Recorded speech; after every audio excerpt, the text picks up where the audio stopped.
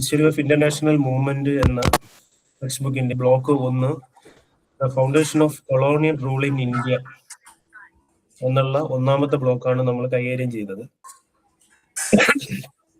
ഇവിടെ വന്നിരിക്കുന്നവരെല്ലാവരും നമ്മുടെ യൂണിവേഴ്സിറ്റിയുടെ നിർദ്ദേശപ്രകാരം ഈ 20 ലേണേഴ്സിന് താഴെയുള്ള LSC-കളില് ഈ കോഴ്സ് പഠിക്കുന്നവരാണ് വന്നിരിക്കുന്നത് എന്നുള്ളതാണ് ഞാൻ മനസ്സിലാക്കിയിരിക്കുന്നത്. അറബിക്ക്, അഫ്സൽ ഉൽമ, പിന്നെ കൂടാതെ സാൻസ്ക്രിറ്റ് തുടങ്ങിയ വിഷയങ്ങൾക്കാണ് ഇത് ആൻസിലറി ആയിട്ട് നമ്മൾ ഈ ഒരു കോഴ്സ് പ്രൊവൈഡ് ചെയ്യുന്നത്. സോ ഒന്നാമത്തെ block the foundation of colonial rule in India എന്നുള്ളതാണ് നമ്മളുടെ ഒന്നാമത്തെ ബ്ലോക്ക് എന്ന് പറയുന്നത്.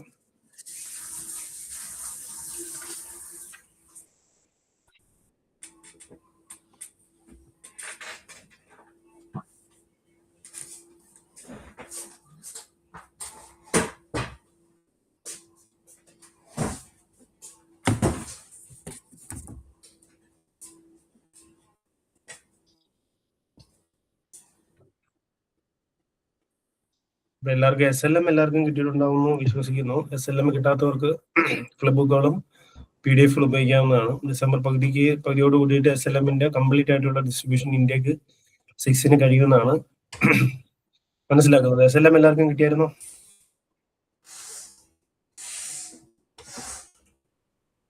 ഈ ടെക്സ്റ്റ് ബുക്ക് കിട്ടിയിട്ടുണ്ടോ? കിട്ടിയിട്ടുണ്ട്. ഓക്കെ. കിട്ടാത്തവർക്ക് കിട്ടിക്കൊണ്ടിരിക്കുന്നു, പലർക്കും കിട്ടിക്കഴിഞ്ഞു. ഓക്കെ, സോ നമുക്ക് ആ ഒരു ടെക്സ്റ്റ് ബുക്കിലേക്ക് കിടക്കാം. ഇവിടെ ഒന്നാമത്തെ unit the Advent of European trading companies എന്നുള്ളതാണ് നമ്മുടെ ഒന്നാമത്തെ യൂണിറ്റ് എന്ന് പറയുന്നത്. സോ നമ്മളുടെ ഒരു നാഷണൽ മൂവ്മെന്റിന്റെ ഒരു ചരിത്രം നമ്മൾ പറയുമ്പോഴത്തേക്കും നമ്മൾ മോഡേൺ കേരള ഇന്ത്യൻ ഹിസ്റ്ററി, ആധുനിക ഇന്ത്യ ചരിത്രം ആരംഭിക്കുന്നത് തന്നെ ഈ പറഞ്ഞ നമ്മുടെ ഒരു യൂറോപ്യന്മാരുടെ വരവോട് കൂടിയിട്ടാണ്. യൂറോപ്യന്മാരുടെ വരവോട് കൂടിയിട്ട് ഇന്ത്യയിലേക്കുള്ള അവരുടെ വരവോട് കൂടിയിട്ടാണ് ആധുനിക ഇന്ത്യ ചരിത്രം ആരംഭിക്കുന്നത്. അപ്പൊ നമ്മളുടെ ഒരു നാഷണൽ മൂവ്മെന്റിന്റെ ചരിത്രം പഠിക്കുമ്പോൾ, ആ ഒരു ദേശീയ സമരങ്ങളുടെ ചരിത്രം പഠിക്കുമ്പോഴത്തേക്കും നമ്മൾ അതിന്റെ വേരുകൾ അന്വേഷിച്ച് പോകുമ്പോഴത്തേക്കും അതിന്റെ വേരുകൾ ചെന്ന് ആരംഭിക്കുന്നത് ഈ പറഞ്ഞ യൂറോപ്യന്മാരുടെ ഇന്ത്യയിലേക്കുള്ള വരവോട് കൂടിയിട്ടാണ്. അപ്പൊ യൂറോപ്യന്മാർ എന്തിനാണ് ഇന്ത്യയിലേക്ക് വന്നത് എന്നുള്ളതിനെ പറ്റിയിട്ട് ഒരു ഏകദേശ ധാരണ നിങ്ങൾക്കുണ്ടാവും. യൂറോപ്യന്മാർ ഇന്ത്യയിലേക്ക് വന്നത് അവരുടെ കച്ചവട താല്പര്യങ്ങൾക്ക് വേണ്ടിയിട്ടാണ്. അത് നമുക്ക് എല്ലാവർക്കും അറിയാവുന്ന ഒരു കാര്യം തന്നെയാണ്. ഞാൻ SLM ഒന്ന് സ്ക്രീൻ ഷെയർ ചെയ്തേക്കാം. ഓക്കെ,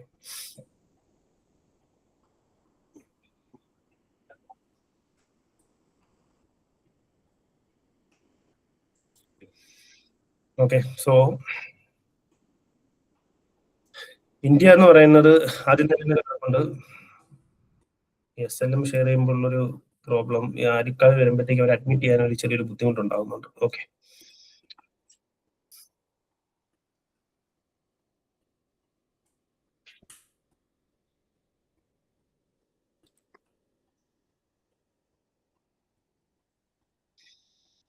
സോ എന്തായിരുന്നു നമുക്ക് ഈ യൂറോപ്യന്മാരെ ഇന്ത്യയിലേക്ക് ആകർഷിച്ച പ്രധാനപ്പെട്ട ഘടകങ്ങൾ എന്തെല്ലാമായിരുന്നു? അപ്പൊ നമുക്ക് ഓൾറെഡി ഏകദേശം നിങ്ങൾക്ക് എല്ലാവർക്കും ഒരു ധാരണയുണ്ട്. ഇന്ത്യ എന്ന് പറയുന്നത് സ്പൈസസ് ട്രേഡിലും ഇന്ത്യയുടെ സ്പൈസസ് വളരെ ഡിമാൻഡഡ് ആയിട്ടുള്ള ഐറ്റം ആയിരുന്നു യൂറോപ്യൻ മാർക്കറ്റിൽ എന്ന് പറയുന്നത്. അപ്പോൾ അങ്ങനത്തുള്ള ഇന്ത്യൻ സ്പൈസസ് അതിന് വേണ്ടിയിട്ട് ഇന്ത്യയുടെ സുഗന്ധ ദ്രവ്യങ്ങൾ അതിന്റെ ഒരു കച്ചവട താല്പര്യങ്ങൾക്ക് വേണ്ടിയിട്ടാണ് എല്ലാ യൂറോപ്യൻ രാജ്യങ്ങളും ഇന്ത്യയിലേക്ക് വന്നത്. അപ്പോൾ യൂറോപ്യൻ രാജ്യങ്ങളുടെ ഇന്ത്യയിലേക്ക് ആകർഷിച്ച പ്രധാന ഘടകങ്ങൾ എന്ന് പറയുന്നത് ഈ പറഞ്ഞ പോലുള്ള സ്പൈസസ് ട്രേഡുകളായിരുന്നു. പേജ് നമ്പർ നമ്മുടെ ഒരു 3, ആദ്യത്തെ പേജ് നമ്പർ 3-ൽ തന്നെ പറയുന്നുണ്ട് ഇന്ത്യൻ ഗുഡ്സ് എസ്പെഷ്യലി സ്പൈസസ് അതെന്ന് പറയുന്നത് വലിയ രീതിയിൽ ഒരു യൂറോപ്യൻ മാർക്കറ്റിൽ തന്നെ വലിയ രീതിയിൽ ഡിമാൻഡഡ് ആയിട്ടുള്ള ഒരു ഐറ്റം ആയിരുന്നു ഇന്ത്യൻ സ്പൈസസ് എന്ന് പറയുന്നത്. സോ ഇന്ത്യക്കാരുമായിട്ട് ഈ പറഞ്ഞ യൂറോപ്യന്മാർ ഇന്ത്യയിലേക്ക് വരുന്നതിന് മുമ്പ് ഇന്ത്യയുമായിട്ടുള്ള ട്രേഡ് റിലേഷൻ ഏർപ്പെട്ടിരുന്ന വ്യക്തികളായിരുന്നു അറബ് മർച്ചൻസ് എന്ന് പറയുന്നത്. സോ യൂറോപ്യന്മാർ ഇന്ത്യയിലേക്ക് വരുന്നതിന് മുമ്പ് തന്നെ അറബ് മർച്ചൻസ് ഇന്ത്യയിൽ വന്നിരുന്നു. അവരായിരുന്നു ആ ഇന്ത്യൻ ട്രേഡും യൂറോപ്യൻ ട്രേഡിന്റെ ഇടയിലുള്ള ഒരു മീഡിയേറ്റേഴ്സ് എന്ന് പറയുന്നത് ആരായിരുന്നു? അറബ് മർച്ചൻസ് ആയിരുന്നു. പ്രത്യേകം ശ്രദ്ധിക്കണം. സോ യൂറോപ്യന്മാർ വരുന്നതിന് മുമ്പ് ഇന്ത്യയിൽ ഉണ്ടായിരുന്നത് ഇന്ത്യൻ കച്ചവടക്കാരും യൂറോപ്യൻ കച്ചവടക്കാർക്കും ഇടയിലുള്ള ഒരു മീഡിയേറ്റേഴ്സ് എന്ന് പറയുന്ന അറബ് മർച്ചൻസ് ആയിരുന്നു. അറബ് മർച്ചൻസ് ആയിരുന്നു ഇന്ത്യയിൽ നിന്ന് ഈ പറയുന്ന സ്പൈസസ് എല്ലാം വാങ്ങുകയും അവരൊരു മീഡിയേറ്ററായി യൂറോപ്യൻ രാജ്യങ്ങളിൽ കിട്ടുകയും ചെയ്തു. അപ്പം വളരെ ഡിമാൻഡഡ് ആയിട്ടുള്ള ഐറ്റം ആയിരുന്നു ഈ പറഞ്ഞ ഇന്ത്യൻ സ്പൈസസുകൾ എന്ന് പറയുന്നത്. ഓക്കെ, പിന്നീടെന്ന് പറഞ്ഞാല് പ്രധാനമായിട്ടും അവര് ഈ ഒരു ആ ഒരു കാലഘട്ടത്തിൽ ഈ പറഞ്ഞ ഒരു 1500 കാലഘട്ടത്തിൽ ഈ സീ റൂട്ട് വഴിയുള്ള പുതിയ ഒരു കണ്ടുപിടുത്തങ്ങൾ, അതായത് പുതിയ റൂട്ടുകൾ കണ്ടുപിടിച്ചത്, കടൽ മാർഗം പുതിയ റൂട്ടുകൾ കണ്ടുപിടിച്ചത് ഈ പറയുന്ന ട്രേഡിനെ വലിയ രീതിയിൽ പ്രോത്സാഹിപ്പിച്ചു എന്ന് പറയുന്നുണ്ട്.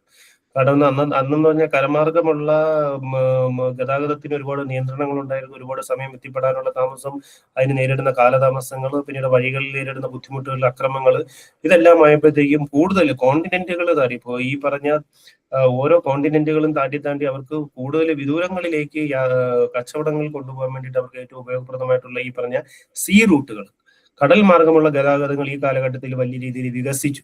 അതെന്ത് ചെയ്തു? ഈ പറഞ്ഞ ട്രേഡിനെ വലിയ രീതിയിൽ പ്രോത്സാഹിപ്പിച്ചു എന്ന് പറയുന്നുണ്ട്. അപ്പൊ ഈ പറയുന്ന എല്ലാ കാര്യങ്ങളും യൂറോപ്യന്മാരെ ഇന്ത്യയിലേക്ക് ആകർഷിക്കുന്നതിന് വലിയ രീതിയിൽ സഹായിച്ചതാണ്. സോ ഇന്ത്യൻ സ്പൈസസിന് വേൾഡ് മാർക്കറ്റിൽ ഉണ്ടായിരുന്ന ഒരു ഡിമാൻഡ് ഈ 16-ാം നൂറ്റാണ്ടിൽ വലിയ രീതിയിൽ എന്താണ് 16-ാം നൂറ്റാണ്ടിൽ ഈ പറഞ്ഞ ട്രേഡ് വലിയ രീതിയിൽ വികസിച്ചു. ഈ പുതിയ സീ റൂട്ടുകൾ കണ്ടുപിടിച്ചു, വലിയ രീതിയിൽ ട്രേഡ് വികസിച്ചു. ഈ ട്രേഡ് വികസിപ്പിച്ചതിലേക്ക് എന്ത് സംഭവിച്ചു? ഈ പറഞ്ഞ വേൾഡ് ട്രേഡിൽ വലിയ രീതിയിൽ മാറ്റങ്ങൾ ഉണ്ടായി. അതും എന്തുവാണ്? ഇന്ത്യയിലേക്കുള്ള യൂറോപ്യന്മാരുടെ വരവിന് ഒരു ആക്കം പറയാം. ഓക്കെ,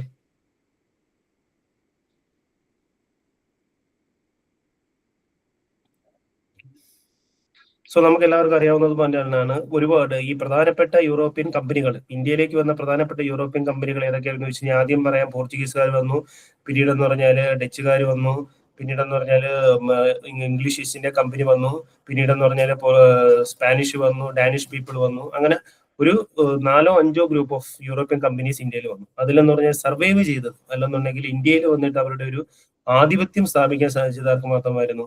ഇംഗ്ലീഷ് ഈസ്റ്റ് ഇന്ത്യ കമ്പനിക്ക് മാത്രമായിരുന്നു. ആ പറഞ്ഞ കാര്യങ്ങളെല്ലാം നമ്മൾ ഡീറ്റെയിൽ ആയിട്ട് ഈ ചാപ്റ്ററിൽ നമ്മൾ ഡിസ്കസ് ചെയ്യും. സോ ഒരു ബാക്ക്ഗ്രൗണ്ട് എന്നുള്ള രീതിയിൽ നിങ്ങൾ ഇത്രയും കാര്യങ്ങൾ മാത്രം മനസ്സിലാക്കിയാൽ മതി. പിന്നെ ഈ ടെക്സ്റ്റ് ബുക്കിനകത്ത് നമ്മൾ പേജ് നമ്പർ 3 പറയുന്ന ഒരു പോയിന്റ് ഉണ്ട്, age of exploration or discovery എന്ന് പറയുന്നത്. Age of exploration or discovery page number 3 കിടപ്പുണ്ട്. So age of exploration or discovery എന്ന് പറയുന്നത് വെച്ച് കഴിഞ്ഞാൽ ഞാൻ നേരത്തെ പറഞ്ഞല്ലോ 15-ാം നൂറ്റാണ്ടിൽ അല്ലെങ്കിൽ 16-ാം നൂറ്റാണ്ടിൽ എന്ന് പറയുന്നത് ഈ സീ റൂട്ട് വഴിയുള്ള പുതിയ പ്രദേശങ്ങൾ കണ്ടുപിടിച്ചുകൊണ്ടുള്ള ഒരു കണ്ടുപിടുത്തങ്ങളുടെ ഒരു വരവായിരുന്നു. കാര്യം എന്ന് വെച്ച് കഴിഞ്ഞാൽ പുതിയ റൂട്ടുകൾ കണ്ടുപിടിക്കുന്നു, ആ റൂട്ടുകൾ കണ്ടുപിടിച്ചുകൊണ്ട് ട്രേഡ് വലിയ രീതിയിൽ വികസിക്കുന്നു. അപ്പോഴേ ഈ പുതിയ പുതിയ റൂട്ടുകൾ കണ്ടുപിടിച്ച് ഈ ട്രേഡ് വികസിപ്പിക്കുന്നതിന് അതിന്റെ ആ ഒരു ടെൻഡൻസി അല്ലെങ്കിൽ ആ ഒരു സിസ്റ്റത്തിനെ ഇൻഡിക്കേറ്റ് ചെയ്യുന്നതിന് വേണ്ടിയിട്ടാണ് ദ ഏജ് ഓഫ് എക്സ്പ്ലോറേഷൻ അല്ലെങ്കിൽ ഡിസ്കവറി എന്നതുകൊണ്ട് ഉദ്ദേശിക്കുന്നത്. ഏജ് ഓഫ് എക്സ്പ്ലോറേഷൻ അല്ലെങ്കിൽ ഡിസ്കവറി. അപ്പൊ ഇന്ത്യൻ കേസിൽ പറയുകയാണെന്നുണ്ടെങ്കിൽ എന്താണ്, വാസ്കോ ഡ ഗാമ 1498 കാപ്പാട് വന്ന് കപ്പലിറങ്ങുകയും ഒരു ഇന്ത്യയുമായിട്ടുള്ള ഒരു ട്രേഡ് റിലേഷൻസ് ഉറക്കം കുറിക്കുകയും ചെയ്തല്ലോ. അപ്പൊ ഇതെല്ലാം എന്താണ്? ഈ ഏജ് ഓഫ് എക്സ്പ്ലോറേഷൻ ഓർ ഡിസ്കവറിയുടെ ഒരു ഭാഗമായിട്ടാണ്. Age of exploration or discovery എന്ന് പറഞ്ഞാൽ പുതിയ സീ റൂട്ട് വഴി പുതിയ പ്രദേശങ്ങൾ കണ്ടെത്തി ഈ ട്രേഡ് വലിയ രീതിയിൽ ഡെവലപ്പായ ഒരു കാലഘട്ടത്തിനെ സൂചിപ്പിക്കുന്ന ഒരു പദമാണ് age of exploration or discovery എന്ന് പറയുന്നത്. സോ നമ്മൾ ഇനി പ്രധാനപ്പെട്ട പോയിന്റിലേക്ക് വരുവാണ്. ഇന്ത്യയിലേക്ക് വന്ന ആദ്യത്തെ യൂറോപ്യൻ ശക്തി എന്ന് പറയുന്നത് പോർച്ചുഗീസുകാരാണ്. അപ്പോൾ ആ ഒരു ക്രൊണോളജിക്കൽ ഓർഡർ വളരെ വളരെ ഇമ്പോർട്ടന്റ് ആണ്. നമ്മൾ ഇന്ത്യയിലേക്ക് വന്ന യൂറോപ്യൻ ശക്തികൾ ഏതെല്ലാം എന്ന് നമ്മൾ പറയുമ്പോഴത്തേക്ക് നിർബന്ധമായും ആ ഒരു ഓർഡറിൽ തന്നെ നമ്മൾ പറഞ്ഞു പോകേണ്ടതായിട്ടുണ്ട്, അല്ലെങ്കിൽ ആ ഓർഡറിൽ തന്നെ നമ്മൾ പഠിച്ചു പോകേണ്ടതായിട്ടുണ്ട്. അപ്പം ആദ്യത്തെ ഒരു യൂറോപ്യൻ ശക്തി എന്ന് പറയുന്നത് പോർച്ചുഗീസുകാരാണ്. ഓക്കെ, സോ പേജ് നമ്പർ 4 പോർച്ചുഗീസുകാരെ പറ്റി പറയുന്നുണ്ട്. പോർച്ചുഗീസുകാരെ പറ്റി പറഞ്ഞിട്ടാണ് അത് തുടങ്ങുന്നത്. സോ പോർച്ചുഗീസുകാരെ പറ്റിയിട്ട് നമുക്ക് നോക്കാം. ആദ്യമായിട്ട് നേരത്തെ പറഞ്ഞതുപോലെ തന്നെ Portuguese was the first European country which discovered a sea route to India and established trade with India in 1498.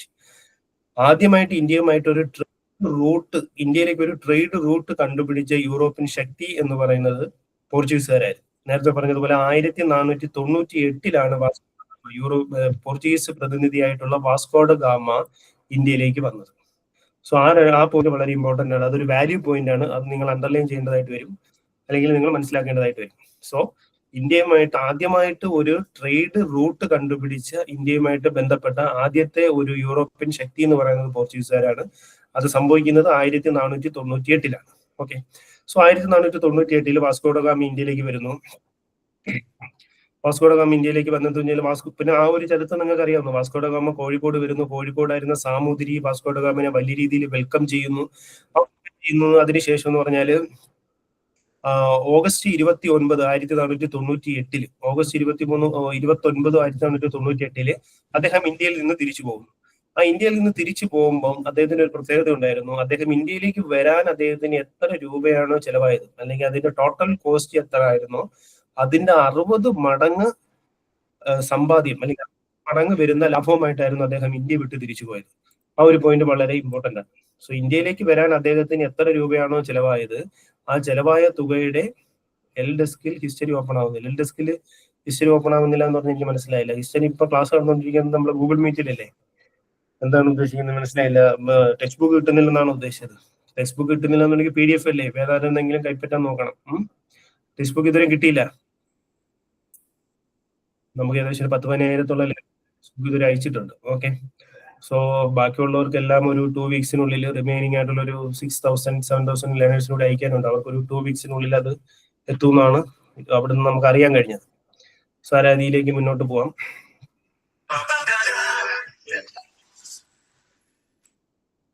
Okay, so അപ്പൊ നമ്മൾ പറഞ്ഞ പോയിന്റിലേക്ക് വരാം. ഓക്കെ, അത് അപ്പോൾ എത്ര രൂപയാണോ അദ്ദേഹത്തിന് ഇന്ത്യയിലേക്ക് വരാൻ വാസ്കോ ഡ ഗാമയ്ക്ക് ചെലവായത്, ആ ചെലവായ തുകയുടെ ഏകദേശം 60 ഇരട്ടി അല്ലെങ്കിൽ 60 ഇരട്ടിയോളം സമ്പാദ്യമായിട്ടാണ് അദ്ദേഹം ഇന്ത്യ വിട്ട് തിരിച്ചു പോയത്. അപ്പോഴെന്ന് പറഞ്ഞാൽ അദ്ദേഹത്തിന് ഫസ്റ്റ് ട്രിപ്പ് തന്നെ ഒരു ഹൈ സക്സസ്ഫുൾ ആയിരുന്നു എന്ന് പറയാം വാസ്കോ ഡ ഗാമയുടെ. പിന്നീട് എന്താണ്, ഒരിക്കൽ ഇന്ത്യയിലേക്ക് വന്നു ഇത്രയും മടങ്ങ് സമ്പാദ്യമായിട്ട് തിരിച്ചു പോയ ഒരു വ്യക്തി എന്ത് ചെയ്യും? വീണ്ടും രണ്ടാമതും വരും, തീർച്ചയായിട്ടും വരും രണ്ടാമത്. അപ്പോൾ അദ്ദേഹം വീണ്ടും രണ്ടാമത് വരികയാണ് ചെയ്യുന്നത്. രണ്ടാമത് അദ്ദേഹം വന്നെന്ന് പറഞ്ഞാൽ വാസ്കോ ഡ ഗാമയുടെ സെക്കൻഡ് ട്രിപ്പ് എന്ന് പറയുന്നത് ഒക്ടോബർ 29, 1502 അദ്ദേഹം 20 ഷിപ്പുമായിട്ട് അദ്ദേഹം രണ്ടാമത് വീണ്ടും വരികയാണ് ചെയ്യുന്നത്. അതെല്ലാം ടെക്സ്റ്റ് ബുക്കിൽ കിടപ്പുണ്ട് കേട്ടോ, page number 4 okay, so 1502 Vasco da Gama രണ്ടാമത് വീണ്ടും വരികയാണ്. രണ്ടാമത് അദ്ദേഹം വന്നു, സാമൂതിരി അദ്ദേഹത്തിന് വെൽക്കം ചെയ്യുന്നു. പക്ഷെ ഈ ഒരു ടൈമിൽ വാസ്കോ ഡ ഗാമ ഒരു ബുദ്ധിപൂർവ്വം ഒരു നീക്കം ചെയ്തു. സാമൂതിരിയെ വെൽക്കം ചെയ്തു, സാമൂതിരി വെൽക്കം ചെയ്തു. സാമൂതിരിയുമായിട്ട് ഒരു ഫ്രണ്ട്ഷിപ്പ് കൂടുന്നതിനോടൊപ്പം തന്നെ അദ്ദേഹം കൊച്ചി രാജാവുമായിട്ടും കൂടി ഒരു ടൈഅപ്പിന് ശ്രമിച്ചു. അപ്പോൾ സാമൂതിരിയുമായിട്ട് ബന്ധപ്പെടുന്നതോടൊപ്പം തന്നെ കൊച്ചി രാജാവുമായിട്ട് അദ്ദേഹം ഒരു ടൈഅപ്പിന് ശ്രമിച്ചു. എന്തിനാണ് കൊച്ചി രാജാവുമായിട്ട് ഒരു ടൈഅപ്പിന് ശ്രമിച്ചത് എന്ന് വെച്ച് കഴിഞ്ഞാൽ, ഇപ്പൊ കാലിക്കട്ട് അദ്ദേഹത്തിന് ഒരു വെൽക്കം കിട്ടിക്കഴിഞ്ഞു. ഇനി അദ്ദേഹത്തിന്റെ രണ്ടാമത്തെ ലക്ഷ്യം എന്ന് പറഞ്ഞാൽ കൊച്ചിയാണ്. കൊച്ചി മഹാരാജാവുമായിട്ടും കൂടി ബന്ധപ്പെട്ട് കഴിഞ്ഞാൽ അവിടുത്തെ ട്രേഡിന്റെ ഒരു അംശവും അല്ലെങ്കിൽ അവിടുത്തെ ട്രേഡിലും കൂടി ഇൻവോൾവ് ആവാൻ സാധിക്കും എന്നുള്ളൊരു തിരിച്ചറിവിലാണ് അദ്ദേഹം കൊച്ചി രാജാവുമായിട്ട് കൂടി ഒരു റിലേഷൻഷിപ്പിൽ, ഒരു ഫ്രണ്ട്ഷിപ്പിൽ ഏർപ്പെടാനുള്ള ശ്രമം നടത്തി. പക്ഷെ ഇവിടെ വരുന്ന ഒരു പ്രശ്നം എന്ന് പറഞ്ഞാൽ സാമൂതിരിയും കൊച്ചി രാജാവും തമ്മിൽ എന്താണ്, ഇവര് തമ്മിൽ അത്ര ഒരു ഫ്രണ്ട്ഷിപ്പിലല്ല, ഇവര് തമ്മിൽ എനിമീസ് ആണ്. ഇത് ഓരോ നാട്ടുരാജ്യങ്ങളും തമ്മിൽ അത്ര വലിയ ബന്ധത്തിലല്ല. സാമൂതിരിയും കൊച്ചി രാജാവും തമ്മിൽ അത്ര നല്ല ബന്ധമല്ല. ആ സമയത്ത് തന്നെ നമ്മുടെ വന്ന വാസ്കോ ഡ ഗാമ കൊച്ചി രാജാവുമായിട്ട് ബന്ധപ്പെട്ടു. ഇനി ഇവിടെ ഒരു പ്രധാനപ്പെട്ട ഒരു പോയിന്റ് വരുന്നുണ്ട്. ഈ കൊച്ചിയിൽ വന്ന സാമൂതിരി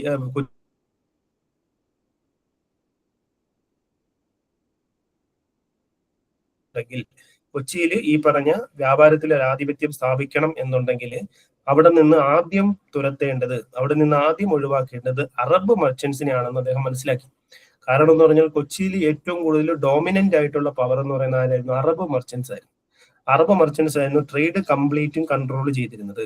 അപ്പോൾ അറബ് മർച്ചൻസിനെ കേരള തീരത്തിൽ നിന്ന് മാറ്റിയാൽ മാത്രമേ കേരളത്തിൽ എന്ത് സ്ഥാപിക്കാൻ പറ്റത്തുള്ളൂ? ഈ പറഞ്ഞ ഒരു ട്രേഡ് മൊണോപ്പൊളി നേടാൻ പറ്റത്തുള്ളൂ എന്നൊരു തിരിച്ചറിവ് ആർക്ക് ലഭിക്കുകയാണ്? വാസ്കോ ഡ ഗാമയ്ക്ക് ലഭിക്കുകയാണ്. കാര്യങ്ങൾ നിങ്ങളൊന്ന് കളക്ട് ചെയ്യണം. 1400 ആ പേജ് നമ്പർ 4 കിടപ്പുണ്ട്. ആദ്യമായിട്ട് ഇന്ത്യയുമായിട്ട് ഒരു ട്രേഡ് റിലേഷൻ, ഒരു സീ റൂട്ടിലൂടെ ആദ്യത്തെ ഒരു ഇന്ത്യയുമായിട്ട് ഒരു ബന്ധം സ്ഥാപിക്കുന്ന ആദ്യത്തെ യൂറോപ്യൻ കമ്പനി എന്ന് പറയുന്നത്, യൂറോപ്യൻ പവർ എന്ന് പറയുന്നത് പോർച്ചുഗീസുകാരായിരുന്നു. 1498 വാസ്കോ ഡ ഗാമ കാലിക്കട്ടേക്ക് വന്നത്. കാലിക്കട്ടിലെ റൂളറായിരുന്ന സാമൂതിരി അദ്ദേഹത്തെ വെൽക്കം ചെയ്തു. അദ്ദേഹത്തിന് എന്താണ് ഒരുപാട് ഈ പറഞ്ഞ ട്രേഡിന് വേണ്ടിയിട്ടുള്ള ഒരുപാട് ഫേവർ ചെയ്തു കൊടുത്തു. അപ്പോഴേ ടോട്ടല് അദ്ദേഹത്തിന് ചെലവായ തുകയുടെ 60 ഇരട്ടിയോളം ലാഭവുമായിട്ടാണ് അദ്ദേഹം കേരള തീരം വിട്ട് പുറത്തുപോയത്. സ്വാഭാവികമായിട്ട് രണ്ടാമത് വീണ്ടും വാസ്കോ ഡ ഗാമ വരുവാണ് 1502. രണ്ടാമത് വന്ന വാസ്കോ ഡ ഗാമ കാലിക്കട്ട് വന്നു. കാലിക്കട്ട് കൂടാതെ അദ്ദേഹം കൊച്ചി രാജാവുമായിട്ട് ബന്ധപ്പെടാൻ ശ്രമിച്ചു. അപ്പോൾ കൊച്ചിയിൽ വന്ന് അദ്ദേഹം മനസ്സിലാക്കിയ ഒരു സത്യമായിരുന്നു എന്താണ്? കൊച്ചി തീരത്തുള്ള അറബ് ഡോമിനൻസ് അല്ലെങ്കിൽ കേരളത്തിലുള്ള അറബ് ഡോമിനൻസ്, ട്രേഡ് രംഗത്തുള്ള അറബികളുടെ ഒരു മേധാവിത്വം തകർക്കണം. എന്നാൽ മാത്രമേ ഇവിടെ എന്ത് സ്ഥാപിക്കത്തുള്ളൂ?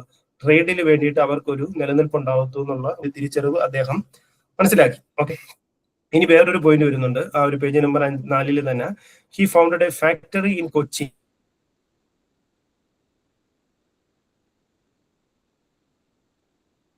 ഫാക്ടറി സ്ഥാപിച്ചുകൊണ്ട് വാസ്കോ ഡ ഗാമ അവരുടെ ട്രേഡ് ആക്ടിവിറ്റിക്ക് തുടക്കം കുറിക്കുകയാണ്. ഓക്കെ, സോ ഇത്രയും കാര്യങ്ങളാണ് പോർച്ചുഗീസുകാരുടെ ഒരു ഇൻട്രൊഡക്ഷൻ ആയിട്ട് പറയുന്നത്. പിന്നീട് അതേ പേര് തന്നെ വരുന്നത് establishment of Portuguese East India company. So വളരെ ശ്രദ്ധിക്കേണ്ട ഒരു കാര്യമാണ്, പോർച്ചുഗീസുകാരാവട്ടെ, ഡച്ചുകാരാവട്ടെ, ഫ്രഞ്ചുകാരാവട്ടെ, ഇംഗ്ലീഷ് ഈസ്റ്റ് ഇന്ത്യ കമ്പനി ആവട്ടെ, ഒരു രാജ്യത്ത് നിന്ന് വരുന്ന ഇന്ത്യയിലേക്ക് ട്രേഡ് നടത്താൻ വരുന്ന എല്ലാ യൂറോപ്യൻ ശക്തികളും ഒരു ട്രേഡ് കമ്പനി ഉണ്ടാക്കിക്കൊണ്ടായിരുന്നു ഇന്ത്യയുമായിട്ട് ട്രേഡ് റിലേഷൻഷിപ്പിൽ ഏർപ്പെട്ടിരുന്നത്.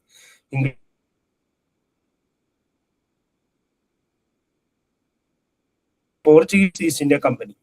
അപ്പൊ അത് ഇന്ത്യയുമായിട്ട് ട്രേഡ് റിലേഷൻഷിപ്പ് പെട്ട ആദ്യത്തെ യൂറോപ്യൻ കമ്പനിയാണ് Portuguese East India company. Okay, so അത് നമ്മുടെ പേജ് നമ്പർ 4 ഡീറ്റെയിൽ ആയിട്ടുള്ള പോയിന്റ് കിടപ്പുണ്ട്. Portuguese trade in India administered and trading company Casa da India എന്നാണ്, അല്ലെങ്കിൽ പോർച്ചുഗീസ് ഈസ്റ്റ് ഇന്ത്യ കമ്പനി എന്നാണ് അതിന്റെ പേര്. ഇറ്റ് വാസ്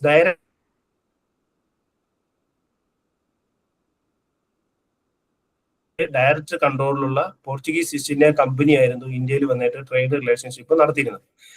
ആ ഒരു കാര്യം പറയുന്നുണ്ട്. പിന്നെന്ന് പറഞ്ഞാല് പിന്നെ നമ്മൾ മെയിൻ പോയിന്റിലേക്ക് വരുമ്പോഴത്തേക്കും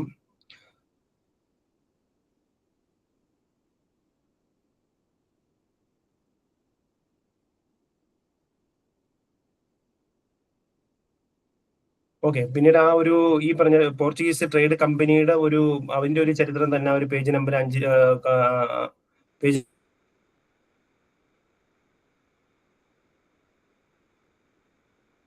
നമ്പർ 4 കണ്ടിന്യൂ ചെയ്ത് പറയുന്നത് ആദ്യകാലത്തിൽ ഭാഗമായിട്ട് പിന്നീട് എന്താണ് ഒരുപാട് തുടക്ക കാലഘട്ടത്തിലേക്ക് ഒരുപാട് ചലഞ്ചസ് നേരിടേണ്ടി വന്നതായിട്ട് പറയുന്നുണ്ട്. ഒരുപാട് പേര് ജോയിൻ ചെയ്യുന്നുണ്ട്, പക്ഷേ ഓക്കെ, 1 സെക്കൻഡ്. അതാണ് ഈ സ്ക്രീൻ ഷെയർ ചെയ്യാനുള്ള ഒരു ബുദ്ധിമുട്ട് വരുന്നത് കേട്ടെ. പിന്നീടെന്ന് പറഞ്ഞാല് അതിനുശേഷം ആദ്യം നമ്മുടെ ഈ പോർച്ചുഗീസ് ട്രേഡിംഗ് കമ്പനി ഇന്ത്യയിലേക്ക് വരുന്നു. പിന്നെ അതിനുശേഷം വരുന്ന Dutch East India company, British East India company, ഈ പറഞ്ഞ 3 കമ്പനികളുമായിരുന്നു പിന്നീട് ഇന്ത്യൻ കോണ്ടിനെന്റിൽ ഒരു പ്രധാനപ്പെട്ട ശക്തികൾ എന്ന് പറയുന്നത്. പിന്നീട് അതിനുശേഷം ആ ഒരു പോർച്ചുഗീസ് ട്രേഡിംഗ് കമ്പനിയെ പറ്റിയിട്ട് ജസ്റ്റ് ഒരു 2 പോയിന്റ് എഴുതിയതിനു ശേഷം എന്നാണ് അത് എസ്റ്റാബ്ലിഷ് ചെയ്തത്. അതിന്റെ ഒരു 2 പോയിന്റ് എഴുതിയതിനു ശേഷം പിന്നീട് പ്രധാനപ്പെട്ട എന്ന് പറഞ്ഞാൽ the consolidation of the Portuguese empire in India. ഈ പോർച്ചുഗീസ് ട്രേഡിംഗ് കമ്പനി എങ്ങനെയാണ് ഇന്ത്യയിൽ അവരുടെ ആധിപത്യം സ്ഥാപിച്ചത്, അല്ലെങ്കിൽ പോർച്ചുഗീസുകാർ എങ്ങനെയാണ് ഇന്ത്യയിൽ അവരുടെ ആധിപത്യം സ്ഥാപിച്ചത് എന്നുള്ളതാണ് ഇതിനകത്ത് ഇനി നെക്സ്റ്റ് പറയുന്നത്. Okay, so the Portuguese decided to appoint a viceroy to manage their affairs in India. So ഈ ഒരു trading company, Portuguese East India company എന്നുള്ള ഒരു ട്രേഡിംഗ് കമ്പനി ഇന്ത്യയിൽ സ്ഥാപിച്ചു. ഇന്ത്യയിലെ ട്രേഡ് റിലേഷൻഷിപ്പിന് വേണ്ടിയിട്ട് ട്രേഡിംഗ് കമ്പനി സ്ഥാപിച്ചു. ആ ട്രേഡിംഗ് കമ്പനി ഡയറക്ടർ കൗണ്ട് നിയന്ത്രണത്തിലായിരുന്നു എന്ന് പറയുന്നു. പോർച്ചുഗീസ് ഗവൺമെന്റിന്റെ ഡയറക്ടർ നിയന്ത്രണത്തിലായിരുന്നു. സോ ഇന്ത്യയിലെ ട്രേഡ് അഫയേഴ്സ് നിയന്ത്രിക്കുന്നതിന് വേണ്ടിയിട്ട്, അല്ലെങ്കിൽ അത് മാനേജ് ചെയ്യുന്നതിന് വേണ്ടിയിട്ട് ഒരു വൈസ്രോയെ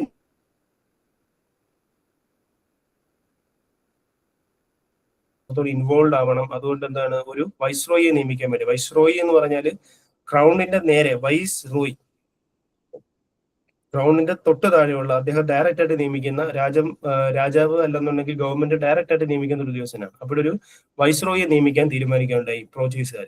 അങ്ങനെ അവർ നിയമിച്ച വൈസ്രോയി ആയിരുന്നു അൽമേഡിയ എന്ന് പറയുന്നത്. ആദ്യത്തെ വൈസ്രോയി, അതൊന്ന് അണ്ടർലൈൻ ചെയ്യണം. First Portuguese viceroy in India അതായിരുന്നു അൽമേഡിയ എന്ന് പറയുന്നത്. അൽമേഡിയ ആണ്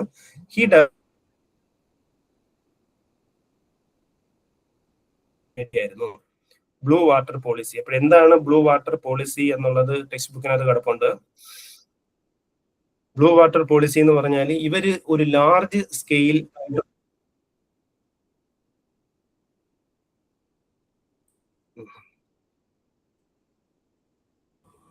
ഓക്കെ, സോ മുറിഞ്ഞു പോകുന്ന ഇടക്കിടക്ക് കിട്ടുന്നില്ല. ഞാൻ പോന്നു. ഓക്കെ, ഞാൻ എന്തെങ്കിലും പോയിന്റ് കിട്ടിയില്ല എന്നുണ്ടെങ്കിൽ ഒന്ന് പറഞ്ഞാൽ മതി, അത് റിപ്പീറ്റ് ചെയ്യാം. ഓക്കെ,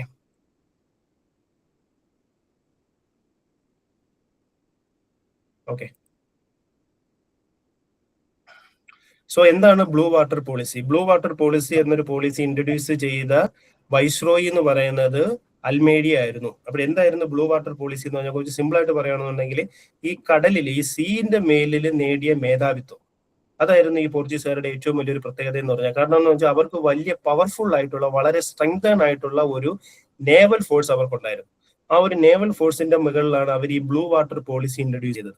ആ ടെക്സ്റ്റ് ബുക്കിൽ തന്നെ കിടപ്പുണ്ട് കാർട്ടാ സിസ്റ്റം എന്നൊരു സിസ്റ്റത്തെ പറ്റി പറയുന്നത്. കാർട്ടാ സിസ്റ്റം എന്ന് പറഞ്ഞാൽ വേറൊന്നുമല്ല, ഈ ഇന്ത്യൻ ഒരു ഓഷ്യൻ, അല്ലെങ്കിൽ അവർ കൺട്രോൾ ചെയ്യുന്ന ആ ഒരു സീ റൂട്ട് ഉപയോഗിക്കണമെങ്കിൽ അവർക്ക് എന്ത് കൊടുക്കണം? ഒരു കപ്പം കൊടുക്കണം. അവർക്ക് ഒരു ടാക്സ് കൊടുക്കേണ്ട ഒരു അവസ്ഥ വന്നു പോർച്ചുഗീസുകാർക്ക്.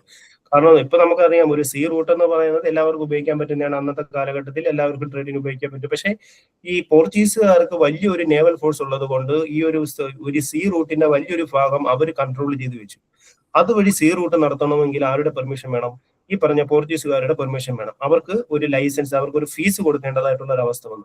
അതിനെയാണ് ഈ പറഞ്ഞ കാർട്ടാ സിസ്റ്റം അല്ലെന്നുണ്ടെങ്കിൽ ബ്ലൂ വാട്ടർ പോളിസി എന്നതുകൊണ്ട് ഉദ്ദേശിക്കുന്നത്. ഈ പറയുന്ന രീതിയിലുള്ള ഒരു ഫീസ് കൊടുക്കാത്ത പക്ഷം, ഇവർക്കൊരു ഫീസ് കൊടുക്കാത്ത പക്ഷം അവരുടെ ഷിപ്പുകൾ ഇവർ ആക്രമിച്ച് തകർക്കുന്ന ഒരു രീതി വന്നു, അല്ലെന്നുണ്ടെങ്കിൽ അവരുടെ ഷിപ്പുകൾ കൊള്ളയടിക്കുന്ന ഒരു രീതി വന്നു. ഇൻ കേസ് ഫീസ് കൊടുത്തു കഴിഞ്ഞാൽ സുരക്ഷിതമായിട്ടും അവരുടെ ട്രേഡിംഗ് പോയിന്റിലേക്ക് എത്തിക്കേണ്ട ഒരു ഉത്തരവാദിത്വം അല്ലെങ്കിൽ ആ ഒരു ചുമതല ഇവർ ഏറ്റെടുത്തു. ആ രീതിയിൽ ഈ പറഞ്ഞ ഓഷ്യന്റെ മേല്, ഈ പറഞ്ഞ സീ റൂട്ടിന്റെ മേലിൽ ഇവർ നേടിയ ഒരു മേധാവിത്വമായിരുന്നു, അവരുടെ ഒരു പോളിസി ആയിരുന്നു ഈ പറഞ്ഞ ബ്ലൂ വാട്ടർ പോളിസി അല്ലെങ്കിൽ കാർട്ടാസ് സിസ്റ്റം എന്ന് പറയുന്നത്. രണ്ടും ഈ ടെക്സ്റ്റ് ബുക്കിനകത്ത് പറയുന്നത് കാർട്ടാസ് സിസ്റ്റം എന്ന് പറയുന്നത്. ഓക്കെ, അതെന്ന് പറയുന്നത് ഒരു നേവൽ ട്രേഡ് ലൈസൻസ് ആയിരുന്നു.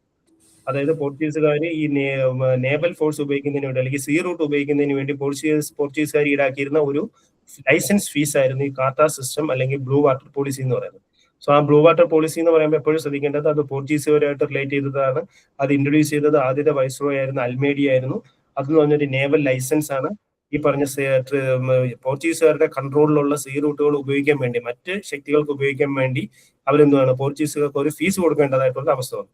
ഫീസ് കൊടുക്കാത്ത പക്ഷം അവരുടെ കപ്പലുകൾ അല്ലെങ്കിൽ അവരുടെ മുതൽ ഇവര് നശിപ്പിക്കുന്ന ഒരു അവസ്ഥ വന്നു.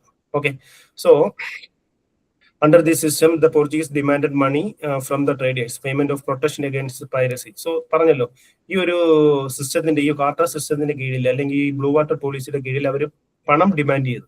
നിങ്ങളുടെ മുതൽ ഇന്നടത്ത് നിന്ന് ഇവിടം വരെ എത്തണമെന്നുണ്ടെങ്കിൽ ഇത്ര രൂപ നിങ്ങൾ ടാക്സ് തരണം, ഇല്ലാന്നുണ്ടെങ്കിൽ അത് നശിപ്പിച്ച് കളയും എന്നുള്ള രീതിയിലേക്ക്. സോ നെക്സ്റ്റ് എന്ന് പറയുന്നത്, ഇനി ആ പേജ് നമ്പർ 5 തന്നെ സെക്കൻഡ് പാരഗ്രാഫ് വേർഡുണ്ട്. With the support of the Cochin ruler Almeida construct forts in places, Cochin, Kannur എന്നീ തുടങ്ങിയ പല മലബാർ കോസ്റ്റിന്റെ പല പ്രദേശങ്ങളിലും അവരെന്ത് ചെയ്തു, ഫോർട്ടുകൾ, അവരുടെ കോട്ടകൾ സ്ഥാപിച്ചതായിട്ട് പറയുന്നത്. ഈ കോട്ടകൾ എന്ന് പറയുന്നത് അവരുടെ അഡ്മിനിസ്ട്രേറ്റീവ് സെന്റേഴ്സ് ആയിരുന്നു.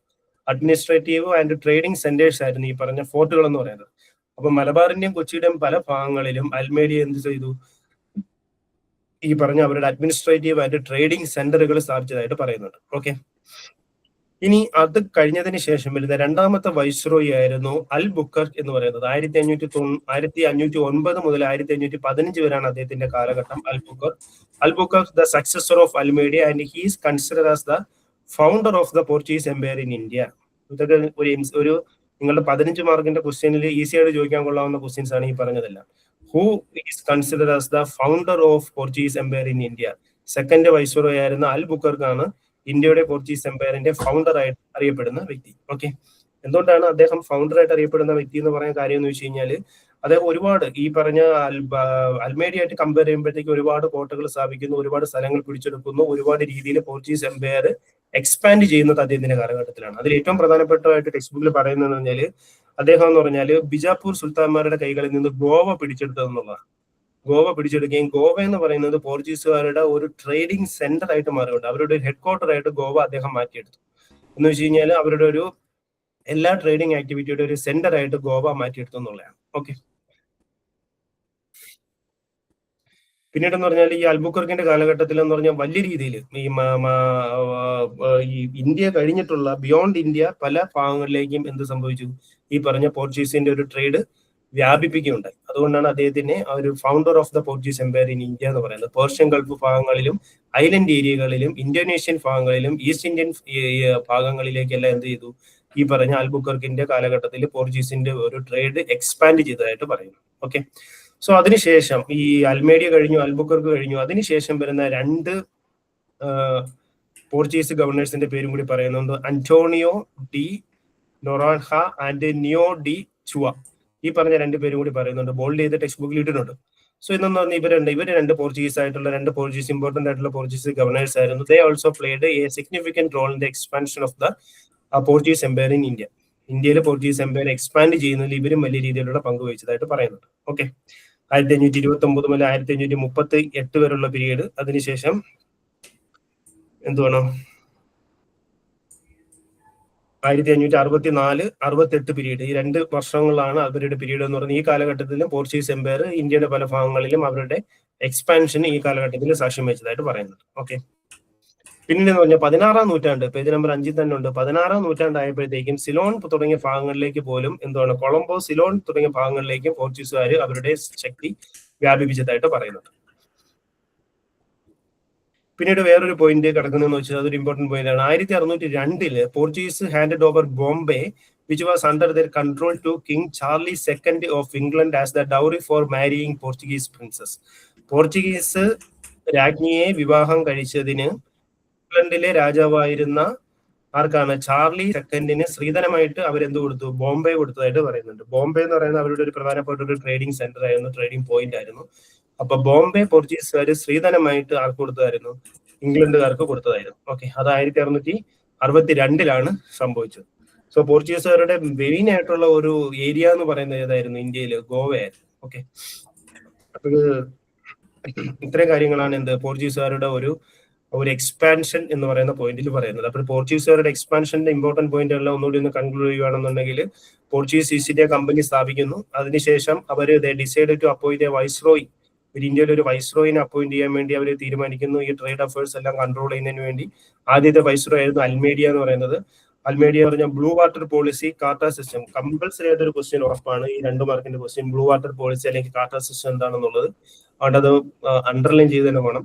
ബ്ലൂ വാട്ടർ പോളിസി അല്ലെങ്കിൽ കാർട്ടർ സിസ്റ്റം എന്താണെന്ന് പറഞ്ഞിട്ടുണ്ട്, ലൈസൻസ് ആണ്. അവരുടെ ഡിമാൻഡഡ് മണി, അവരുടെ ഒരു ട്രേഡിന്റെ ഒരു പാർട്ട് ഉപയോഗിക്കുന്നതിന് വേണ്ടിയിട്ട് പോർച്ചുഗീസുകാർ പണം ആവശ്യപ്പെടുകയാണ്, ഒരു ഫീസ് ആവശ്യപ്പെടുകയാണ്. ആ ഫീസ് കൊടുക്കാത്ത പക്ഷം അവര് എന്താണ് ആ ഒരു സീ റൂട്ട് ഉപയോഗിക്കാൻ സമ്മതിക്കത്തില്ല, അല്ലെങ്കിൽ അവരെ നശിപ്പിച്ചു കളയുന്ന ഒരു പോളിസി. അതാണ് ബ്ലൂ വാട്ടർ പോളിസി അല്ലെങ്കിൽ കാർട്ടർ സിസ്റ്റം എന്ന് പറയുന്നത്.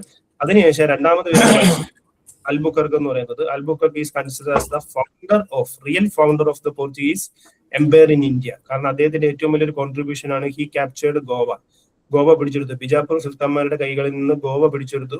ഗോവയായിരുന്നു പിന്നീട് അവരുടെ ഹെഡ് ക്വാർട്ടേഴ്സ് ആയിട്ട് മാറുകയുണ്ടായി. ഓക്കെ, സോ പിന്നീട് അദ്ദേഹത്തിന്റെ കാലഘട്ടത്തിൽ ഒരുപാട് ഭാഗങ്ങളിലേക്കും ബിയോണ്ട് ദ ഇന്ത്യൻ കോണ്ടിനെന്റ് പിന്നീട് ഒരുപാട് ഭാഗങ്ങളിലേക്ക് എന്ത് സംഭവിക്കുകയാണ്, ഈ ഒരു പോർച്ചുഗീസുകാരുടെ ഒരു എക്സ്പാൻഷൻ സംഭവിക്കുന്നു. പിന്നെ അതിനുശേഷം വന്ന 2 ഗവർണർമാരുടെ കാലഘട്ടം പറഞ്ഞു.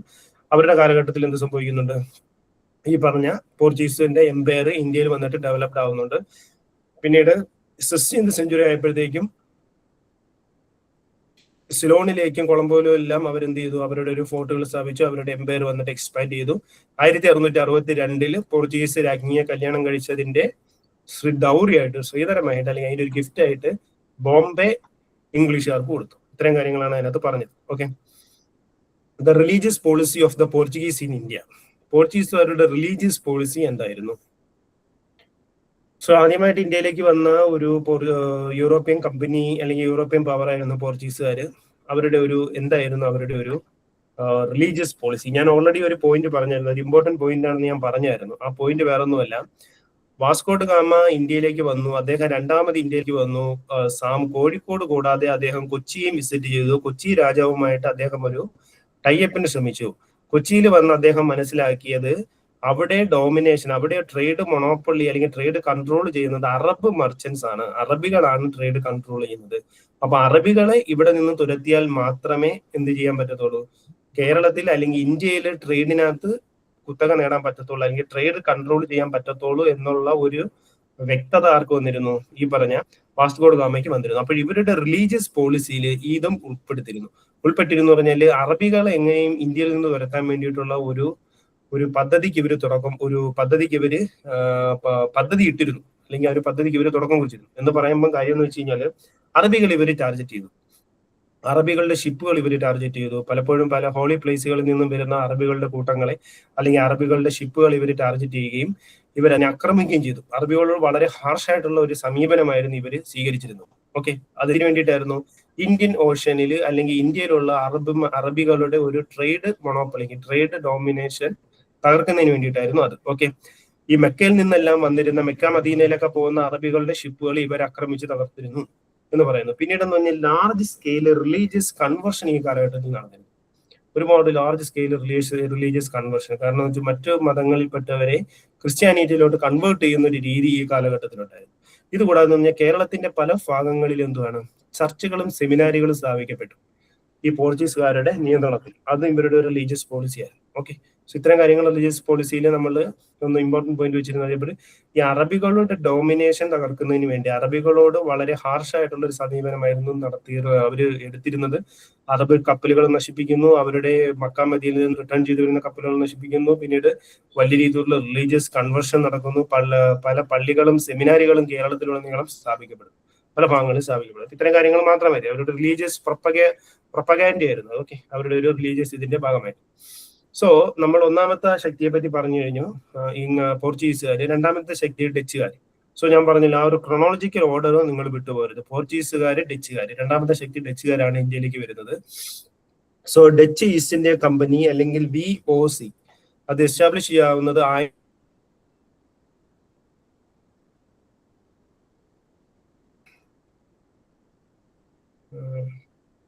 ഈ കാർട്ട സിസ്റ്റം ഒന്നുകൂടി പറയാം. നിങ്ങൾ എന്തെങ്കിലും ഉണ്ടെങ്കിലുണ്ടല്ലോ, ഞാൻ ഈ മെസ്സേജ് നോക്കുന്നില്ല എന്ന് പറഞ്ഞാൽ ഞാൻ എൻ്റെ ഈ ഇത് എന്തുവാ ഞാനും സ്ക്രീനിൽ കൂടെ ആണ് ഈ ടെക്സ്റ്റ് ബുക്ക് വായിച്ചുകൊണ്ടിരിക്കുന്നത്. അപ്പോൾ നിങ്ങളുടെ മെസ്സേജുകൾ പലപ്പോഴും കാണാൻ പറ്റത്തില്ല. കാർട്ട സിസ്റ്റം ഒന്നുകൂടി പറയാമോ? ഓക്കെ, കാർട്ട സിസ്റ്റം ഒന്നുകൂടി പറയാം. ആ ടെക്സ്റ്റ് ബുക്കിൽ നിങ്ങളുടെ പേജ് നമ്പർ 5-നകത്താണ് കാർട്ട സിസ്റ്റത്തെ പറ്റി കിടക്കുന്നത്. അപ്പൊ കാർട്ട സിസ്റ്റം ഇൻട്രൊഡ്യൂസ് ചെയ്തത് പോർച്ചുഗീസുകാരാണ് കാർട്ട സിസ്റ്റം ഇൻട്രൊഡ്യൂസ് ചെയ്തത്. കുറച്ചുകൂടി മെൻഷൻ ചെയ്യണമെങ്കിൽ ഫസ്റ്റ് വൈസ്രോയി ആയിരുന്ന അൽമേഡിയുടെ കാലഘട്ടത്തിലായിരുന്നു പോർച്ചുഗീസുകാർ ഈ കാർട്ട സിസ്റ്റം ഇൻട്രൊഡ്യൂസ് ചെയ്തത്. അപ്പൊ എന്തായിരുന്നു കാർട്ട സിസ്റ്റം എന്ന് പറഞ്ഞാൽ അതൊരു നേവൽ ലൈസൻസ് ആണ്. അതായത് പോർച്ചുഗീസുകാർക്ക് വലിയ ഒരു നേവൽ ഫോഴ്സ് അവർക്കുണ്ടായിരുന്നു, സ്വന്തമായിട്ടുണ്ടായിരുന്നു. വലിയൊരു നാവിക ശക്തി അവർക്ക് സ്വന്തമായിട്ടുണ്ടായിരുന്നു. അതുകൊണ്ട് തന്നെ ഇന്ത്യൻ ഓഷ്യന്റെ വലിയൊരു ഭാഗം ഈ പറഞ്ഞ പോർച്ചുഗീസുകാരുടെ കൺട്രോളിലായിരുന്നു. അതുകൊണ്ട് തന്നെ എന്തുവാണ്, ഈ ഇന്ത്യൻ ഓഷ്യൻ ഉപയോഗിക്കുന്ന മറ്റു ശക്തികൾ, ഇപ്പൊ ഫോർ എക്സാമ്പിൾ അറബികൾ ഉപയോഗിക്കും, അല്ലെന്നുണ്ടെങ്കിൽ ഡച്ചുകാർ ഉപയോഗിക്കും, ഇംഗ്ലീഷുകാർ ഉപയോഗിക്കും, അങ്ങനെ പല ആൾക്കാർ എന്താണ് ഈ ട്രേഡിന് വേണ്ടിയിട്ട് ഈ പറഞ്ഞ ഇന്ത്യൻ ഓഷ്യൻ ഉപയോഗിക്കാറുണ്ട്.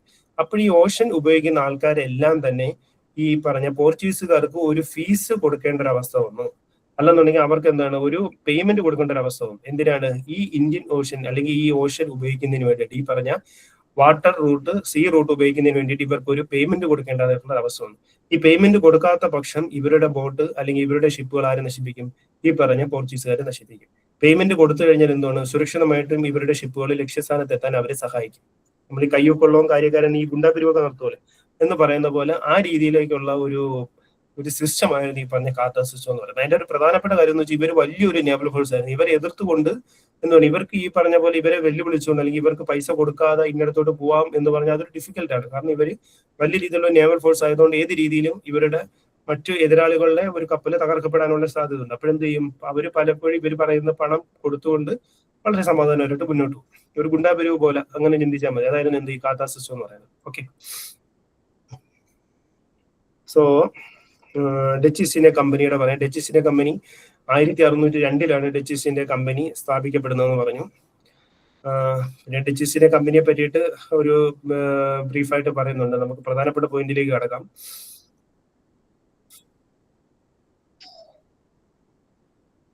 ഡച്ച് ഈസ്റ്റ് ഇന്ത്യ കമ്പനി എന്ന് പറഞ്ഞ ഇന്ത്യയുമായിട്ടുള്ള ട്രേഡ് റിലേഷൻഷിപ്പ് സ്റ്റാർട്ട് ചെയ്യുന്നത് November 11, 1604 Dutch East India company സ്ഥാപിക്കപ്പെടുന്നത് 1602 ഇന്ത്യയുമായിട്ടുള്ള ട്രേഡ് സ്റ്റാർട്ട് ചെയ്യുന്നത് 1604 ഇപ്പൊ 2 വർഷം കഴിഞ്ഞിട്ടാണ് ഇന്ത്യയുമായിട്ടുള്ള ട്രേഡ് അവർ സ്റ്റാർട്ട് ചെയ്യുന്നത്. ഓക്കെ,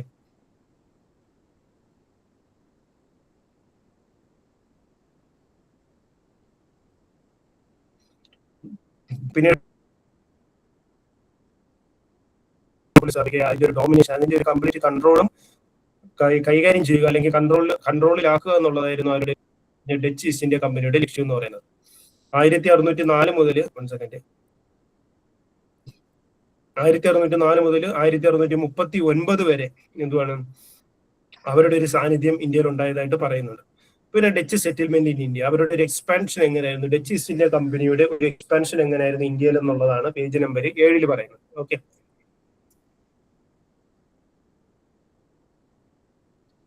അവരുടെ പ്രധാനപ്പെട്ട കാര്യം എന്ന് വെച്ച് കഴിഞ്ഞാല്